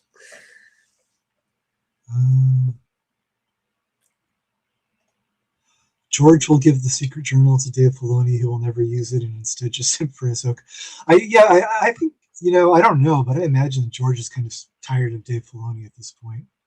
That's just my own personal take. But Dave Filoni running around acting like he's the expert on George Lucas, and turning out nothing but shit. Yeah. Well, it's interesting, the whole president of Lucas, co-president, because Filoni is certainly not qualified to take Kathleen Kennedy's job as much as people would like to think so. No. So that's more ceremonial than functionary. Right. It's a symbolic. Yeah. Hey, look, we brought that guy back that Lucas trained. I always think about Kathleen Kennedy is always about young, fresh talent, and she's like, yeah, Gareth Edwards, Josh Trank, Colin Trevorrow, we give them all. Oh God. Give everybody a movie, Yeah. right? But on the other hand, though, for some reason, Kathleen Kennedy, she never gave Dave Filoni a movie for over like 12 years. She's never given him, and so that just makes me think she must really feel like this guy is not prepared to be a director. Well, the only reason he got to do any live action was because of Kathleen Kennedy, and he's made that very clear. But the TV show only, she never gave him a movie. Yeah. Well, and I don't think he wanted a movie. I don't think, if you ask Dave Filoni, well, not that he didn't want a movie, but he didn't want a movie yet. I don't think he thought he was ready. And he talked about, like, he was on set when they were filming Last Jedi. And my question is, like, how fucking ready does this guy need to be? He's like 50 years old. And he's been working at Lucas. He's been working at Lucasfilm for 20 years, Yeah, I don't know. We'll find out, I guess, when he does make his directorial debut. Yeah, because he's always like, oh, JK, Kathleen Kennedy, she's been so, she's been such a mentor. She's been letting me learn the ropes and everything. Yeah. What are you talking about learning the ropes? You're like a fucking 50-year-old man. And I mean, I get it that it's totally different. He only did animation, and animation is its own thing. That you don't have problems in animation like you do in live action. Certainly, though, if you can do a TV show, you can do a movie. I think TV is hard. In a lot of ways, the harder of the two. And if you're Josh Trank and you direct Chronicle, it's not like you have experience directing a real, a blockbuster. Josh Come Trank on, had no experience. he did Fantastic Four. What are you talking about? Yeah, he did. Did you see that? Did you see that Al Capone movie he did? God, no. I mean, as soon as I see that name, I'm running. I mean, Well, I mean, he would say that the Fantastic Four wasn't his fault because they took it away from him. So if you watch the his auteur vision in his Al Capone movie, oh God, yeah. oh dear God, Not he did. again. The whole movie is about uh, what's his face? Bane. Tom Hardy. Tom Hardy plays Al Okay. Capone like in Yeah, his yeah, yeah. final years, but it's like Al Capone in like his last years when like his brain is eaten by syphilis and he can't talk or anything.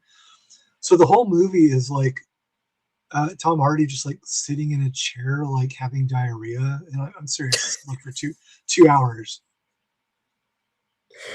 Oh, okay. Yeah. Go watch it. That's Josh Trank's. Oh my God, no. I mean, you just saved me 2 hours of my life.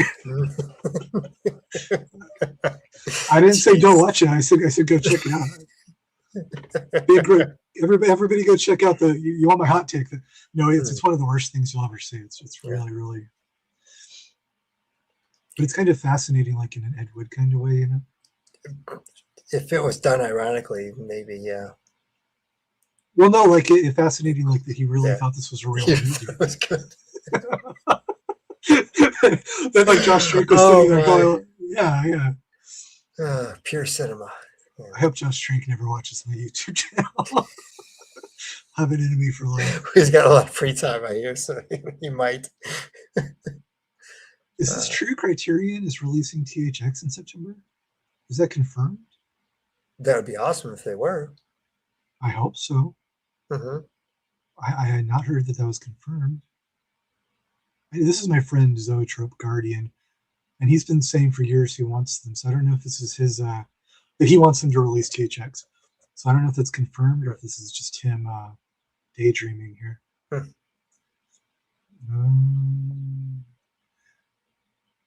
Okay, we're now well over 3 hours.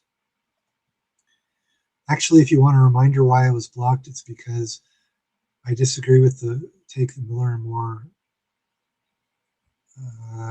I'm not sure what this was to mean, but I don't want to get into a whole Alan Moore versus Zack Snyder thing because that's a whole thing.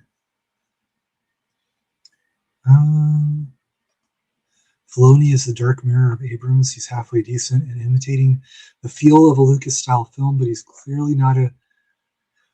I'd argue with the halfway decent, but he's definitely imitating. Yeah. Well, it's tough. I mean, even like, when I was making the storyboards up for my project, and you get to like think like, how does Lucas kind of inform a scene and how does he frame his characters and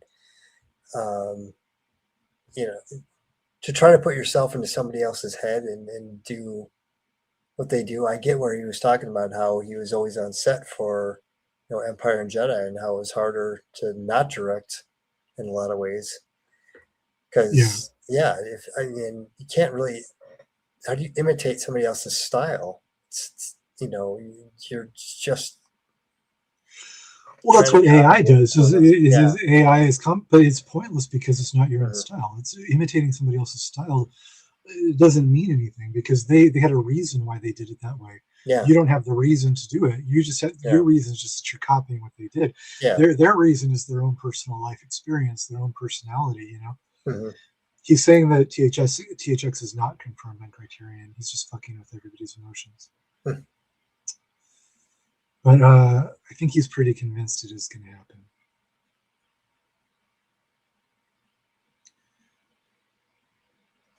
Watchmen is the most overrated comic book ever written. See, now I'm learning why I blocked this person. So he's giving me a refresher. James, where can we see the storyboards for your project? Well, I have my my Instagram, which is Star Wars Sequel Reboot. I'm trying to remember exactly how it's spelled. It's sad that I don't know my own channel. It's Yeah, just Star Wars. if they search Star Wars sequel reboot, it'll come. Star Wars _ sequel reboot. I think if That's you just search without the underscore, it'll come up. I think. Yeah, I'm pretty sure. Or you can just look up my name if my name's on there somewhere. Yeah, well, you tagged me in your posts and whatnot, and I tagged you on my post, so I think people can probably find me. Yeah, I tagged James in my tweet today, and James tagged me on Instagram. So just you guys will find us very easy.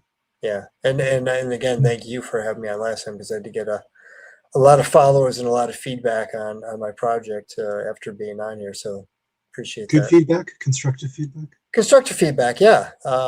And unfortunately, it forced me to do my episode 9 that I didn't want to do, because everybody's like, "When are you gonna finish 9? When are you gonna finish 9?" I'm like, God damn it, gotta finish fucking 9 now. So we have an outline. I have an outline now. Yep. And actually, so the last 2 I didn't. I usually don't work from outlines. Oh, really?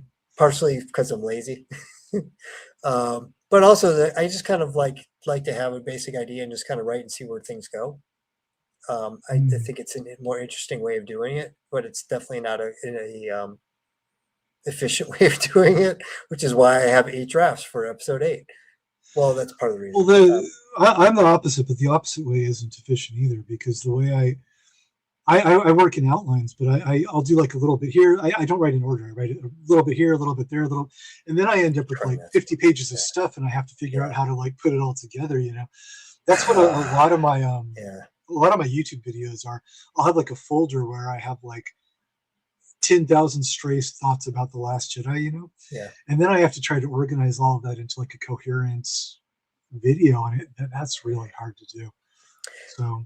Yeah, no, I mean, I don't think anybody that I know that like does stories or thinks necessarily linearly. You just kind of, the scenes kind of pop up, and you start like, oh, that'd be cool. Yeah, I should remember that.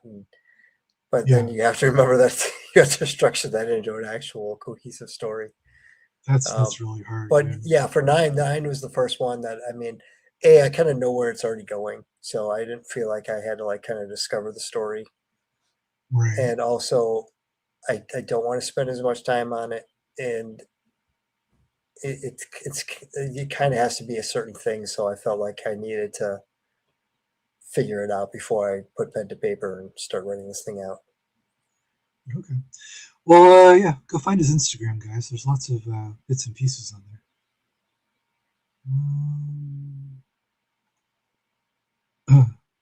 Yeah, I like when Criterion puts out editions that feel like the director made it themselves, personal stuff. I clicked on that because that's my hope if they do a THX Criterion. I hope it has all of Lucas's student films. Wouldn't that be cool if we got those all remastered, all of his shorts and, Herbie and all that stuff? That would be really fun. All his little tone poems that he always talks about. That would be the perfect thing to put on a THX Criterion edition, I think. Yeah.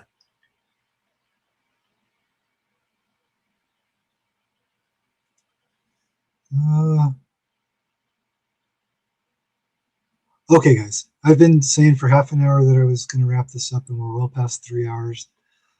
And I think that this is going to be it. I think this is a good moment to wrap it up, because I'm all the way at the end of the comments here. So thank you very much for watching, guys. It was fun. Thank you for the questions. Thank you very much for the super chats.